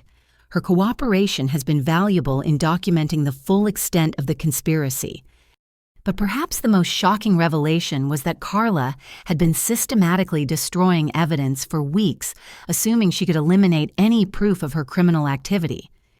We executed a search warrant on her residence yesterday, Agent Ross said, pulling out photographs that showed the destruction. She'd been burning documents, wiping computer hard drives, and disposing of phones she'd used for fraudulent activities. The photographs showed Carla's desperation in vivid detail: a backyard fire pit filled with charred paper remains, computers that had been physically destroyed with hammers, and boxes of shredded documents that federal experts were attempting to reconstruct. Destruction of evidence is another federal crime, Agent Ross noted. It shows consciousness of guilt and adds additional charges to her already substantial legal problems. The federal investigation had also uncovered evidence that Carla was planning additional crimes even while fighting the will contest. She'd been researching ways to transfer money out of the country and had contacted lawyers about challenging the inheritance from overseas jurisdictions where extradition might be more difficult. Your sister was preparing for the possibility that her legal challenges would fail, Agent Ross explained. She was planning to steal whatever money she could access and flee the country to avoid prosecution. The meeting concluded with Agent Ross explaining the charges that would be filed against Carla: federal wire fraud, identity theft, money laundering, bribery, obstruction of justice, and conspiracy. The potential penalties included decades in federal prison and complete financial forfeiture. Mr. Wellington has already agreed to plead guilty and cooperate with our investigation, the agent said. Miss Hartwell will face reduced charges in exchange for her testimony. Your sister, however, has refused all plea negotiations and insists she's done nothing wrong. As I left the FBI office, I realized that Carla's world was about to collapse completely through her own choices and actions. The sister who'd called me a failure and a disappointment was facing federal prison time for crimes that showed a level of calculation and cruelty I'd never imagined possible. But there was one more devastating revelation still to come, one that would finally expose the depths of Carla's hatred for our family and her willingness to destroy anyone who stood between her and what she wanted. Dr. Rebecca Martinez had been my therapist for only 2 sessions, but she'd already helped me understand that processing my father's death and Carla's betrayal would require more than just legal victories. Sitting in her comfortable office with its soft lighting and strategically placed tissue boxes, I was learning to separate my own emotions from the chaos my sister had created. April, Dr. Martinez said gently, "It's important to understand that your father's favoritism toward Carla wasn't really about you or your worth. Family dynamics are often shaped by unresolved grief and trauma that children never see." Aunt Helen had agreed to join our 3rd session, bringing with her a perspective on our family history that I'd never heard before. At 72, she was the only person left who remembered the early years of Dad's marriage to my mother and the circumstances that had shaped his relationship with both his daughters. "Your father married Patricia when he was barely 21. Aunt Helen began settling into the therapist's comfortable chair with a photo album she'd brought from home. Patricia was beautiful, ambitious, and completely wrong for a man who wanted a traditional family life. The photographs showed a young woman who looked remarkably like Carla: blonde hair, sharp features, and an expression that suggested she was already looking beyond whatever moment was being captured. Dad appeared young and besotted, clearly head over heels, in love with someone who would ultimately break his heart. Patricia left when Carla was 18 months old. Aunt Helen continued, her voice heavy with old sadness. She'd been having an affair with her boss at the advertising agency where she worked. One day, Robert came home from work and Patricia was gone. She'd taken her clothes, her jewelry, and most of their savings, leaving only a note saying she wasn't meant for motherhood or small-town life. The revelation explained so much about Dad's relationship with Carla. He'd raised her alone for 4 years, projecting all his love and hope onto a little girl who reminded him daily of the woman who'd abandoned them both. "When your father met your mother, Linda, he was terrified of getting hurt again," Aunt Helen said, showing me photos of my parents' courtship. Linda was everything Patricia wasn't: kind, gentle, interested in building a home rather than escaping from one. But Robert was afraid to trust completely, even though Linda loved him unconditionally. The pictures showed Mom's patience with Dad's emotional walls and her genuine affection for 4-year-old Carla, who had apparently resented any woman who took attention away from her father. Linda tried so hard to be a good stepmother to Carla. Aunt Helen continued, but Carla had already learned to compete for Robert's attention. She would throw tantrums whenever he showed affection to Linda, and she seemed to understand instinctively that her resemblance to Patricia gave her power over him. Dr. Martinez listened carefully before asking the question that cut to the heart of our family dysfunction.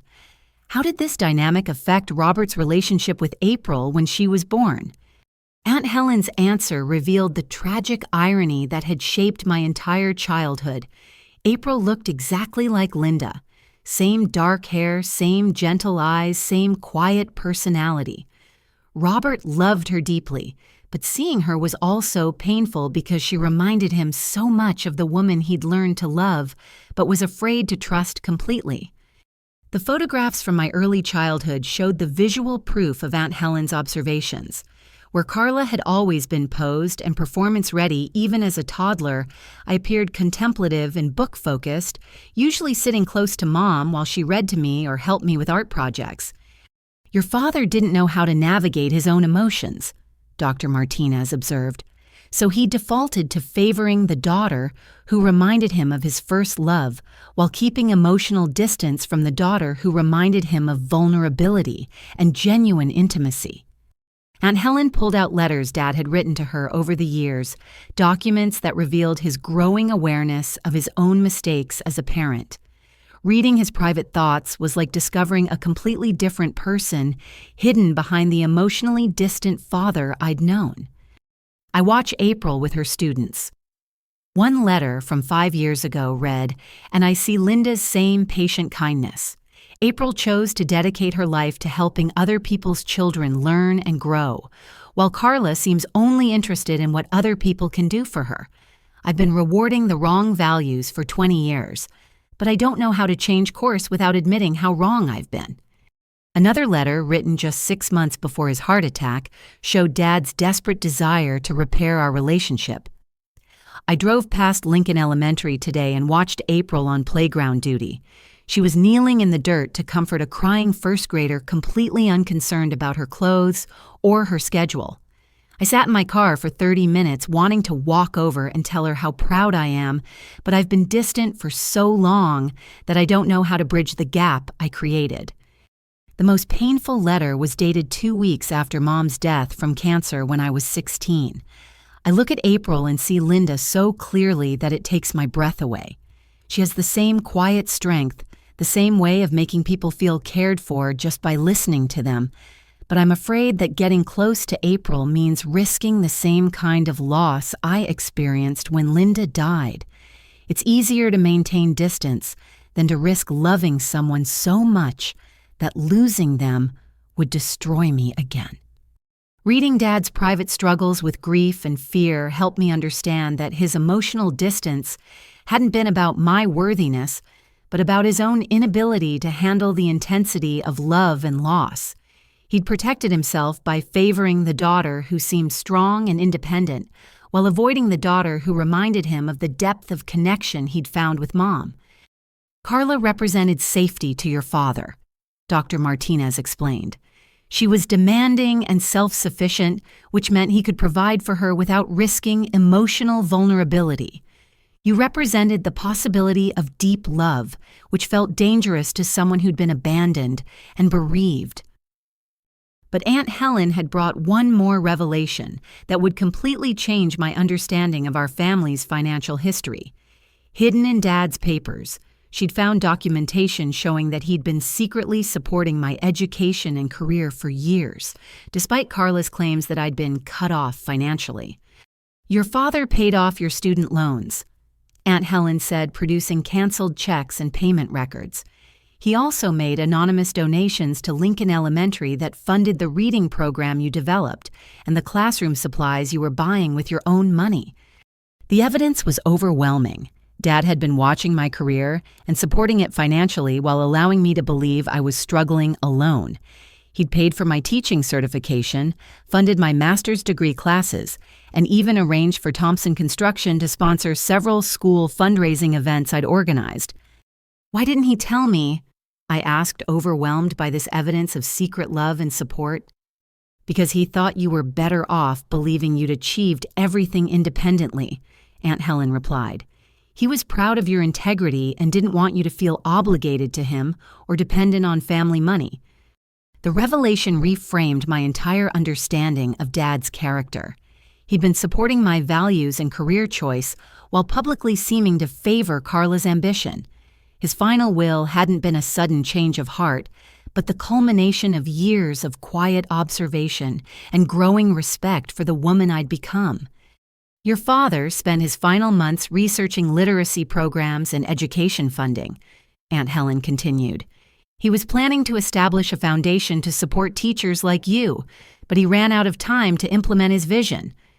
Learning about Dad's hidden love and support felt like receiving a gift from beyond the grave. The father I'd thought was emotionally distant and disapproving had actually been my secret champion, working behind the scenes to ensure my success, while respecting my need to feel independent and accomplished. But this new understanding of Dad's love also highlighted the tragic irony of Carla's behavior. The daughter he'd favored and supported had betrayed him completely, while the daughter he'd struggled to connect with had been the one to embody the values he'd ultimately come to treasure most. As our therapy session concluded, Dr. Martinez helped me see that healing from family trauma meant understanding the pain that had shaped everyone's choices without excusing the harm those choices had caused. "Your father made mistakes based on his own unhealed wounds," she said. "Carla made choices based on entitlement and greed. Understanding the difference will help you move forward with both forgiveness and appropriate boundaries." Judge Patricia Morrison's courtroom felt like a cathedral of justice as we gathered for the final hearing on Carla's will contest. After 3 months of depositions, evidence gathering, and legal maneuvering, the moment had arrived for a definitive ruling that would determine the legitimacy of Dad's final wishes. Carla sat at the plaintiff's table wearing a navy suit that probably cost more than my monthly salary, but her usual confidence had been replaced by the hollow-eyed desperation of someone watching their entire life crumble. Thomas Kellerman, her expensive attorney, shuffled through papers with the resigned air of a lawyer who knew his case was hopeless but was obligated to see it through to its inevitable conclusion. After reviewing all evidence, testimony, and documentation presented during these proceedings, Judge Morrison began, her voice carrying the weight of absolute authority. "This court finds the claims of undue influence and elder abuse to be completely without merit." Attorney Walsh squeezed my hand supportively as the judge continued her devastating assessment of Carla's legal challenge. "In fact," Judge Morrison said, looking directly at Carla with undisguised disapproval, "the evidence reveals that Robert Thompson's decision to change his will was not only legally sound, but morally justified, given the systematic theft and betrayal he discovered in his final months." The judge's words struck Carla like physical blows. Her face went white as Judge Morrison enumerated the evidence that had destroyed any sympathy for her position. "The court has found clear and convincing evidence that Mrs. Wellington forged documents, stole money from estate accounts, and attempted to bribe witnesses to provide false testimony. These actions constitute serious criminal behavior that validates rather than undermines her father's decision to disinherit her." Judge Morrison's ruling was comprehensive, and final Dad's will would be upheld in its entirety. Carla's challenge was dismissed with prejudice, and she would be responsible for paying all legal fees incurred during the probate contest. "Furthermore," the judge continued, "given the evidence of fraud and theft presented during these proceedings, this court is referring Mrs. Wellington's actions to the appropriate prosecutorial authorities for criminal investigation." The legal fees alone would bankrupt Carla. Her attorney's bills had exceeded $60,000, and she would also be responsible for the costs of our legal defense. Combined with the federal charges already filed against her, she faced complete financial ruin in addition to decades in prison. But Judge Morrison wasn't finished delivering justice. She addressed Carla directly with the kind of moral condemnation that would follow her for the rest of her life. "Mrs. Wellington, your behavior throughout these proceedings has been appalling. You have attempted to steal your sister's rightful inheritance through lies, forgery, and witness intimidation. You have dishonored your father's memory and shown complete disregard for the legal system's pursuit of truth and justice." Carla's mask of composure finally cracked completely. She began crying, not the elegant tears of someone seeking sympathy, but the ugly, desperate sobs of someone confronting the consequences of their own choices. Derek wasn't present for the final hearing. He'd already pleaded guilty to federal fraud charges and was serving 18 months in minimum security prison, while cooperating with investigators to build cases against Carla and other participants in their criminal enterprise. Madison had given birth to Derek's son 2 weeks earlier and was facing her own legal consequences while trying to care for a newborn whose father was in prison and whose paternity had been established through court-ordered DNA testing. The federal sentencing hearing took place the following month in a downtown courthouse that felt even more imposing than Judge Morrison's probate court. Special Agent Ross testified about the scope of Carla's crimes, presenting evidence that painted a picture of someone who'd been systematically victimizing innocent people for years. Mrs. Wellington showed sophisticated criminal planning and complete disregard for the harm she caused to dozens of victims. Agent Ross told federal judge David Chen. Her fraud schemes destroyed families' financial security and demonstrated a pattern of escalating criminal behavior that would have continued indefinitely if not for her father's death and the subsequent investigation. The victim impact statements were heartbreaking. Elderly people described losing their homes due to ruined credit ratings. Young families shared stories of being denied mortgages because of identity theft they'd never discovered until Carla's arrest. Students had been forced to abandon college plans when fraudulent credit accounts destroyed their ability to secure educational loans. Margaret Williams, 73 years old, lost her house and had to move in with relatives because Carla Wellington stole her identity and destroyed her credit rating.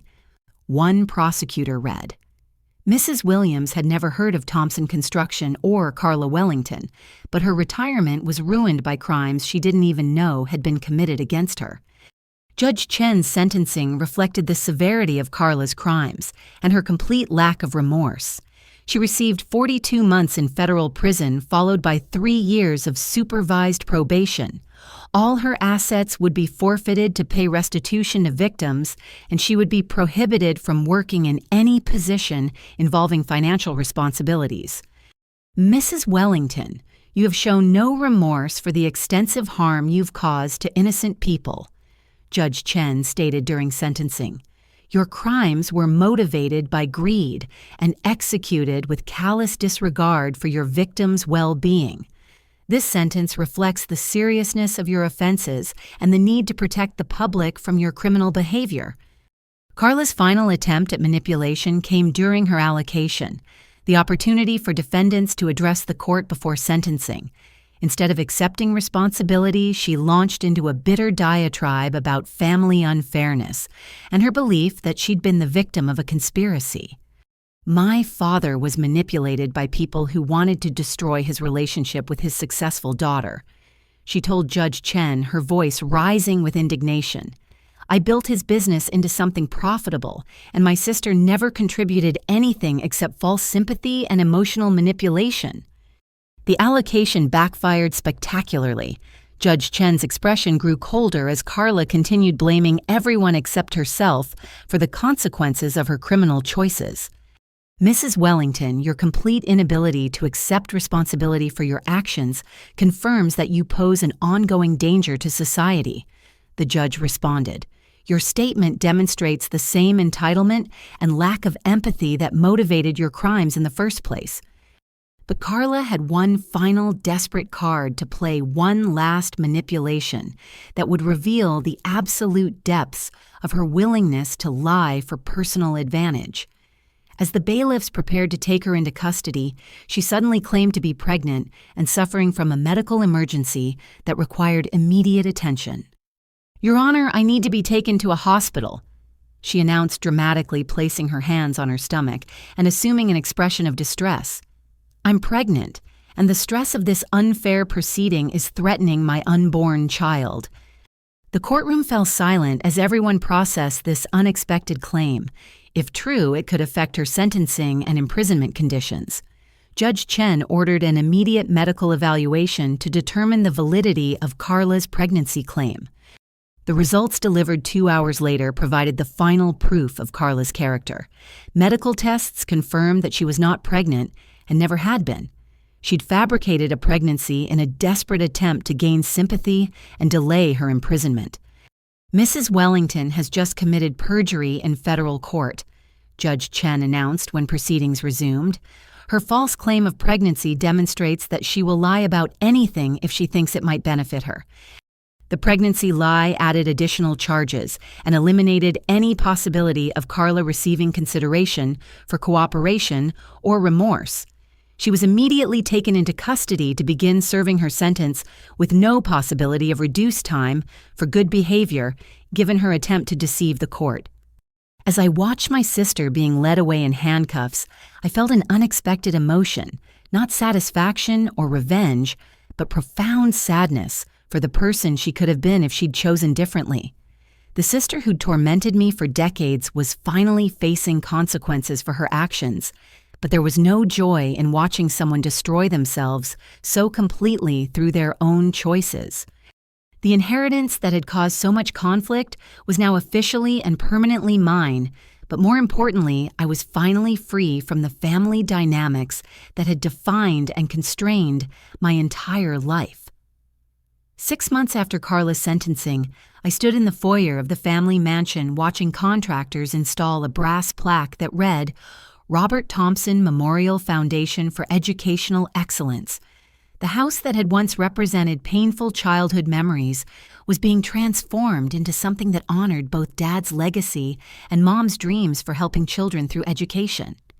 The renovation had been extensive but respectful of the home's character. Dad's former office became the foundation's headquarters, where I worked with a small staff to evaluate scholarship applications and develop programs for supporting new teachers entering the profession. The formal dining room was converted into a conference space where we hosted workshops on innovative teaching methods and literacy development.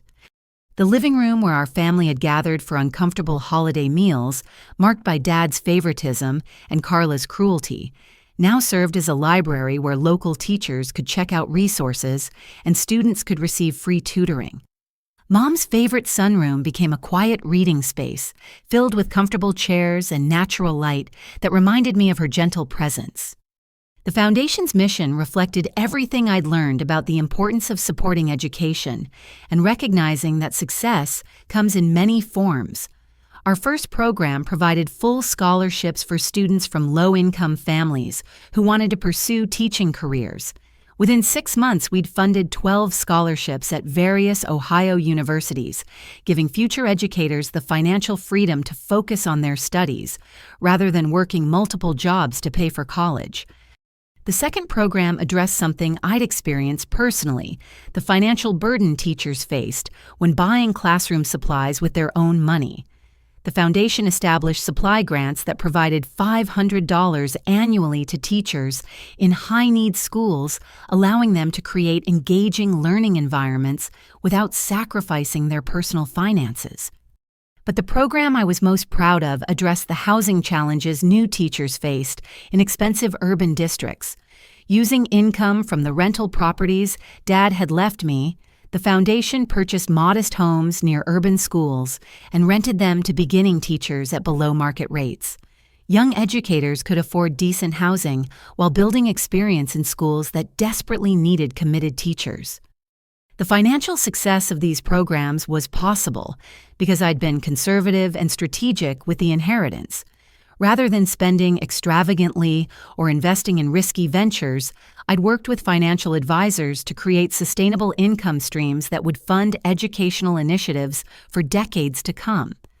Thompson Construction and Development continued operating under the management of Frank Martinez, Dad's former foreman, who'd proven to be an excellent businessman with a genuine understanding of the company's values. We focused on building affordable housing and community facilities rather than luxury developments generating steady profits while serving families who needed quality homes at reasonable prices. The personal transformation that accompanied these professional changes was equally significant. Living in the family mansion hadn't been easy initially. Too many rooms held memories of childhood isolation and family conflict. But gradually creating new memories through foundation work and community gatherings had helped me reclaim the space as something positive and purposeful. The most unexpected change was the relationship that developed with Brian Richardson, a fourth-grade teacher at Roosevelt Elementary, who'd attended one of our foundation workshops on reading intervention strategies. Brian was thoughtful, funny, and completely unimpressed by my financial situation. He valued my dedication to education and my genuine care for children, seeing me as a fellow teacher rather than as an heiress or a charity leader. Our relationship grew slowly and naturally through shared work and mutual respect. Brian helped me understand that romantic love could be based on compatibility and shared values rather than financial necessity or family expectations. He'd grown up in a stable, loving household where conflict was resolved through communication rather than manipulation, and his emotional health helped me recognize how dysfunctional my family dynamics had always been. "April," he said one evening as we planned a summer reading camp for struggling students, "you've created something amazing with this foundation. Your father would be proud of how you've honored his memory while staying true to your own values." The comment reminded me of a letter Dad had written to Aunt Helen, but never sent one I'd discovered in his desk months after his death. In it, he'd outlined his vision for using his wealth to support education and community development dreams that aligned perfectly with the foundation I'd created. "I've been thinking about legacy," Dad's letter read. "Buildings crumble and businesses fail, but education changes lives for generations. If I could use my money to help teachers like April make a difference in children's lives, that would be worth more than any construction project I've ever completed." Reading his private thoughts had confirmed that the foundation represented not just my own values, but also Dad's evolving understanding of what mattered most in life. The relationship with Aunt Helen had deepened significantly during the foundation's development. She'd moved into the mansion's guest suite, claiming she wanted to help with administrative work, but really providing the family connection I'd been missing my entire life. Her stories about Mom and her honest assessments of Dad's strengths and weaknesses helped me understand our family history with compassion rather than resentment. Uncle Paul visited monthly from Akron, bringing practical advice about managing the foundation's finances and sharing memories of Dad that revealed his capacity for growth and change. Cousin Jessica had become one of our most effective volunteers, using her nursing background to develop health education programs that we offered to families in the community. The foundation's success had attracted attention from other philanthropic organizations and educational institutions. The Ohio Department of Education featured our scholarship program in their newsletter, and several universities had reached out about partnering on teacher preparation initiatives. But the most meaningful recognition came from unexpected sources, former students who'd heard about the foundation and wanted to share how my teaching had influenced their lives. Letters arrived regularly from children I'd taught years earlier, now in high school or college, describing how the confidence and skills they'd gained in my classroom had shaped their academic success. Miss Thompson wrote Marcus Williams, now a junior at Ohio State. "I still have the book you gave me in 3rd grade when I was struggling with reading. You wrote, 'Every great reader started with one book on the inside cover.' I'm studying to become a teacher because I want to help other kids the way you helped me." These letters reminded me that true wealth came from investing in people rather than accumulating possessions or status symbols. The money Dad had left me was valuable because it allowed me to amplify the work I'd already been doing as a teacher, reaching more students and supporting more educators than I could have helped alone. The contrast with Carla's situation couldn't have been more dramatic. She was serving her sentence at a federal prison in Kentucky, reportedly working in the laundry facility, and participating in counseling programs that prison officials described as minimally compliant. Derek had been released after 14 months, but was struggling to find employment due to his criminal record and the public notoriety of his fraud conviction. Madison had moved back to Cleveland with her son working as a waitress, while dealing with the ongoing legal and financial consequences of her involvement in their criminal schemes. The fairy tale escape to Texas had become a nightmare of debt, single parenthood, and social isolation that served as a cautionary tale about the real costs of choosing greed over integrity. But as I prepared for the Foundation's first annual fundraising dinner, scheduled for the anniversary of Dad's death, I realized that their stories had become irrelevant to my own happiness and success. I'd learned to measure my life by positive impact rather than by comparison to others' failures or successes. The foundation dinner would be held in the mansion's renovated dining room, where local teachers, community leaders, and scholarship recipients would celebrate the progress we'd made in supporting education. The menu featured comfort foods that reflected Mom's cooking and Dad's simple tastes, served on everyday dishes rather than the formal china that had made childhood meals feel like performances. As I stood in the kitchen where Mom had taught me to bake cookies and Dad had occasionally surprised us with weekend pancakes, I felt a sense of peace that had eluded me throughout my childhood and early adulthood. The house was filled with laughter and purpose, rather than tension and conflict. The money was being used to help others rather than to maintain superficial status or fund destructive behaviors. Most importantly, I'd learned to define success by my own values rather than by family expectations or social pressures. The family mistake had become someone who made a difference in her community, and the inheritance that was supposed to corrupt had instead become a tool for positive change. But there was still one more conversation I needed to have, one that would complete my journey from bitter family dynamics to genuine forgiveness and emotional freedom. The letter arrived on a Tuesday morning in March, exactly 1 year after Dad's death, delivered in the foundation office by a postal worker who seemed surprised to be delivering mail from a federal correctional institution. Carla's handwriting on the envelope was smaller and less confident than I remembered, but unmistakably hers. April. The letter began, "I don't expect you to read this, and I don't expect forgiveness, but I need to write these words even if you tear up this letter without finishing it." I sat in Dad's former office surrounded by scholarship applications and teaching resource catalogs, holding 3 pages of what appeared to be genuine introspection from the sister who'd tormented me for decades. "I've been in counseling here for 8 months, and Dr. Patricia Miller has helped me understand some things about myself that I never wanted to face," Carla continued. "I spent my entire life believing that success meant other people had to fail, that love was something you had to compete for, and that money was more important than relationships."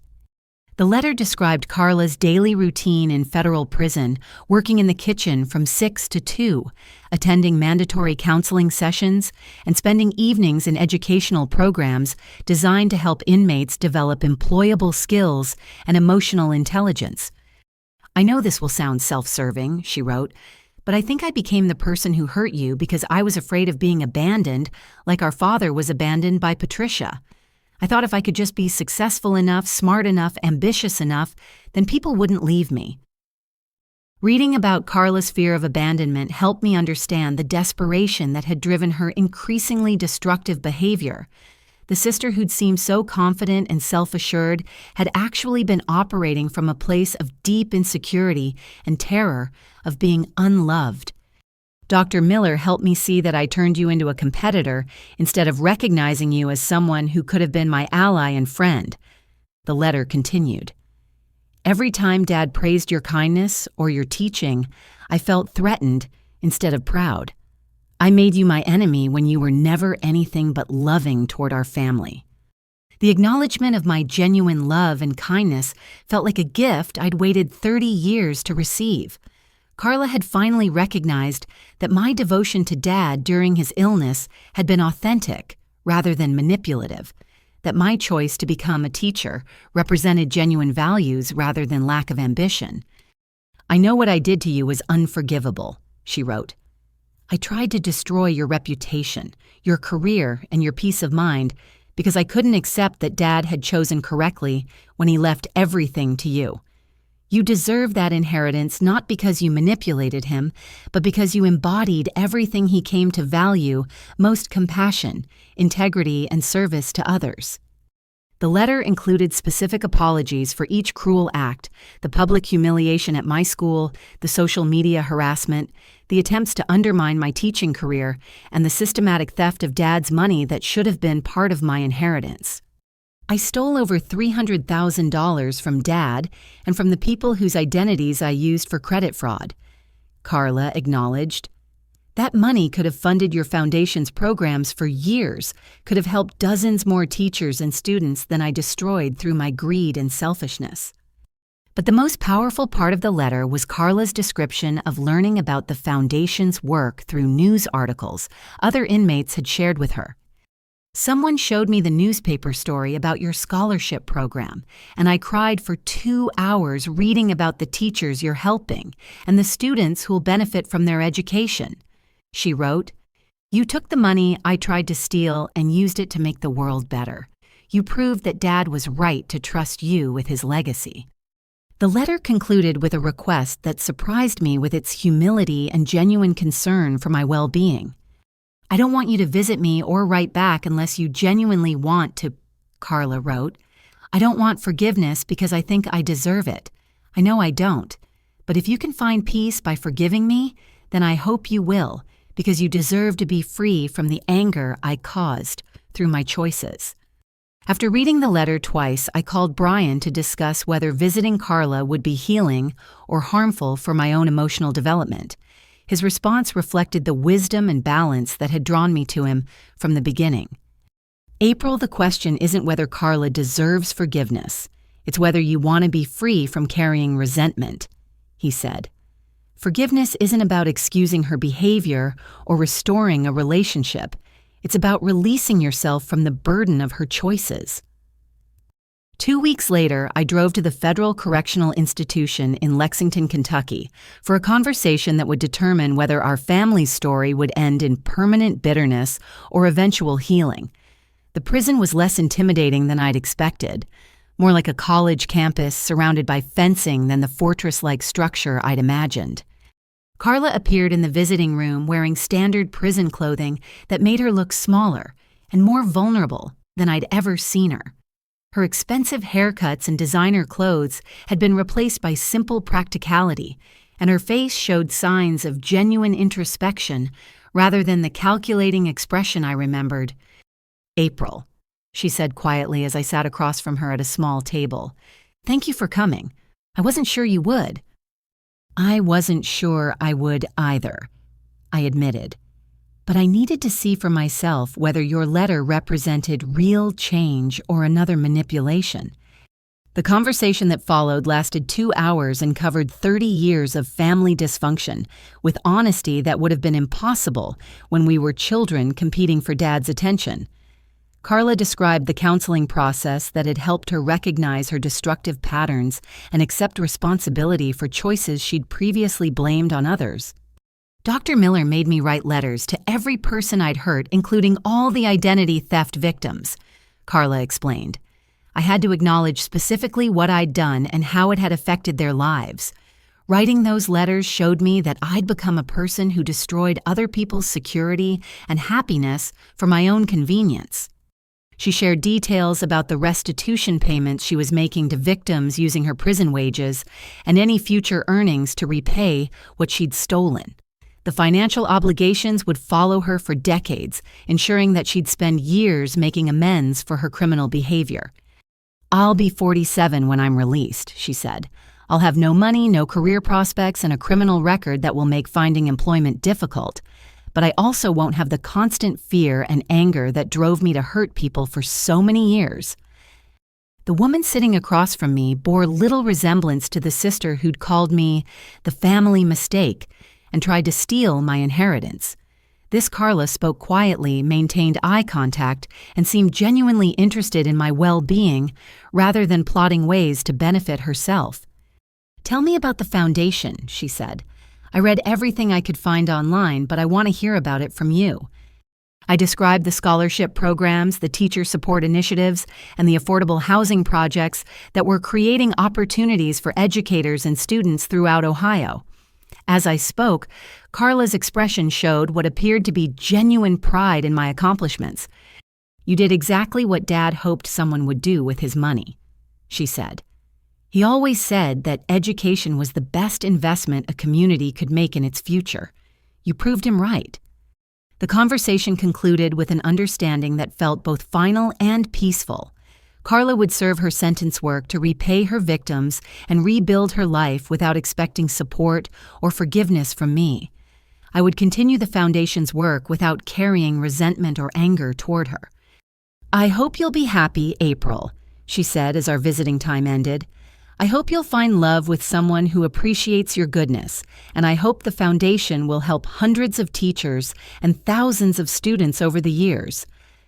6 months later, I stood before a crowd of educators, community leaders, and scholarship recipients at the Foundation's second annual fundraising dinner. The event had grown from our modest first gathering to a celebration that raised over $100,000 for educational programs. Brian sat at the head table wearing the suit he'd bought for the occasion and looking uncomfortable with the formal setting, but proud of the work we were accomplishing together. Aunt Helen moved through the crowd with the confidence of someone who'd helped organize dozens of community events, making sure donors felt appreciated and scholarship recipients felt celebrated.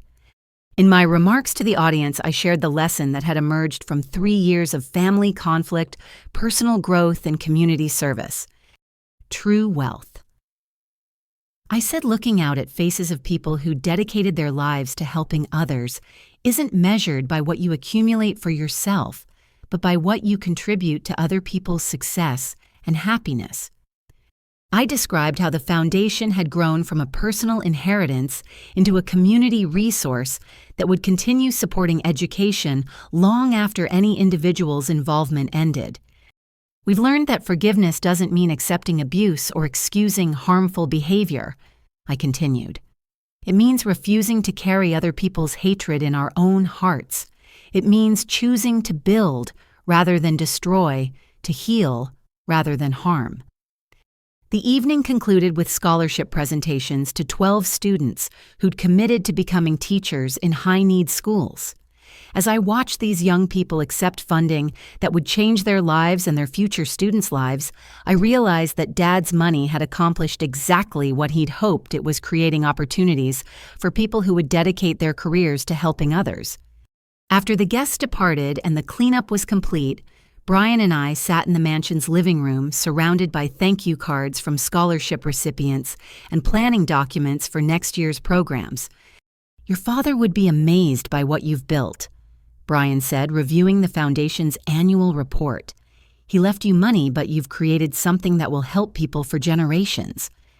As we prepared for bed in the house where I'd spent my childhood feeling overlooked and undervalued, I reflected on the question that had driven me to visit Carla in prison, whether our family's story would end in bitterness or healing. The answer had become clear through the foundation's success and the peace I'd found in forgiveness. Family isn't defined by blood relations or shared genetics. It's created by people who choose to support and celebrate each other's growth and happiness. The real family I'd built included Brian's love and partnership, Aunt Helen's wisdom and support, Uncle Paul's practical guidance, the teachers and students who participated in our programs, and the community of people who shared our commitment to education and service. Carla remained my sister by birth, but she was no longer my enemy by choice. She was someone who'd made destructive decisions and was working to rebuild her life more positively. Her journey toward redemption was separate from my journey toward purpose and happiness. The foundation would continue growing, supporting more teachers and students each year, proving that resources used with wisdom and compassion create opportunities that multiply far beyond their original value. And as I turned off the lights in the house that had witnessed so much family pain and transformation, I knew that the best inheritance Dad had given me wasn't the money or property. It was the opportunity to discover that true success comes from using whatever advantages you have to help others achieve their own dreams. Have you ever experienced a family situation where you had to choose between holding on to resentment or choosing forgiveness for your own peace of mind? How do you think money and inheritance affect family relationships, especially when there are long-standing issues between siblings? I'd love to hear your thoughts about how families can heal from years of conflict and dysfunction. If this story resonated with you, please take a moment to like this video, subscribe to support more storytelling content, and share your own experiences in the comments below. Sometimes the most painful family situations can become opportunities for the greatest personal growth and positive change. Thank you for joining me on this journey through betrayal, justice, and ultimately redemption. Remember that your worth isn't determined by family approval or financial inheritance. It's defined by the kindness you show others and the positive impact you make in the world.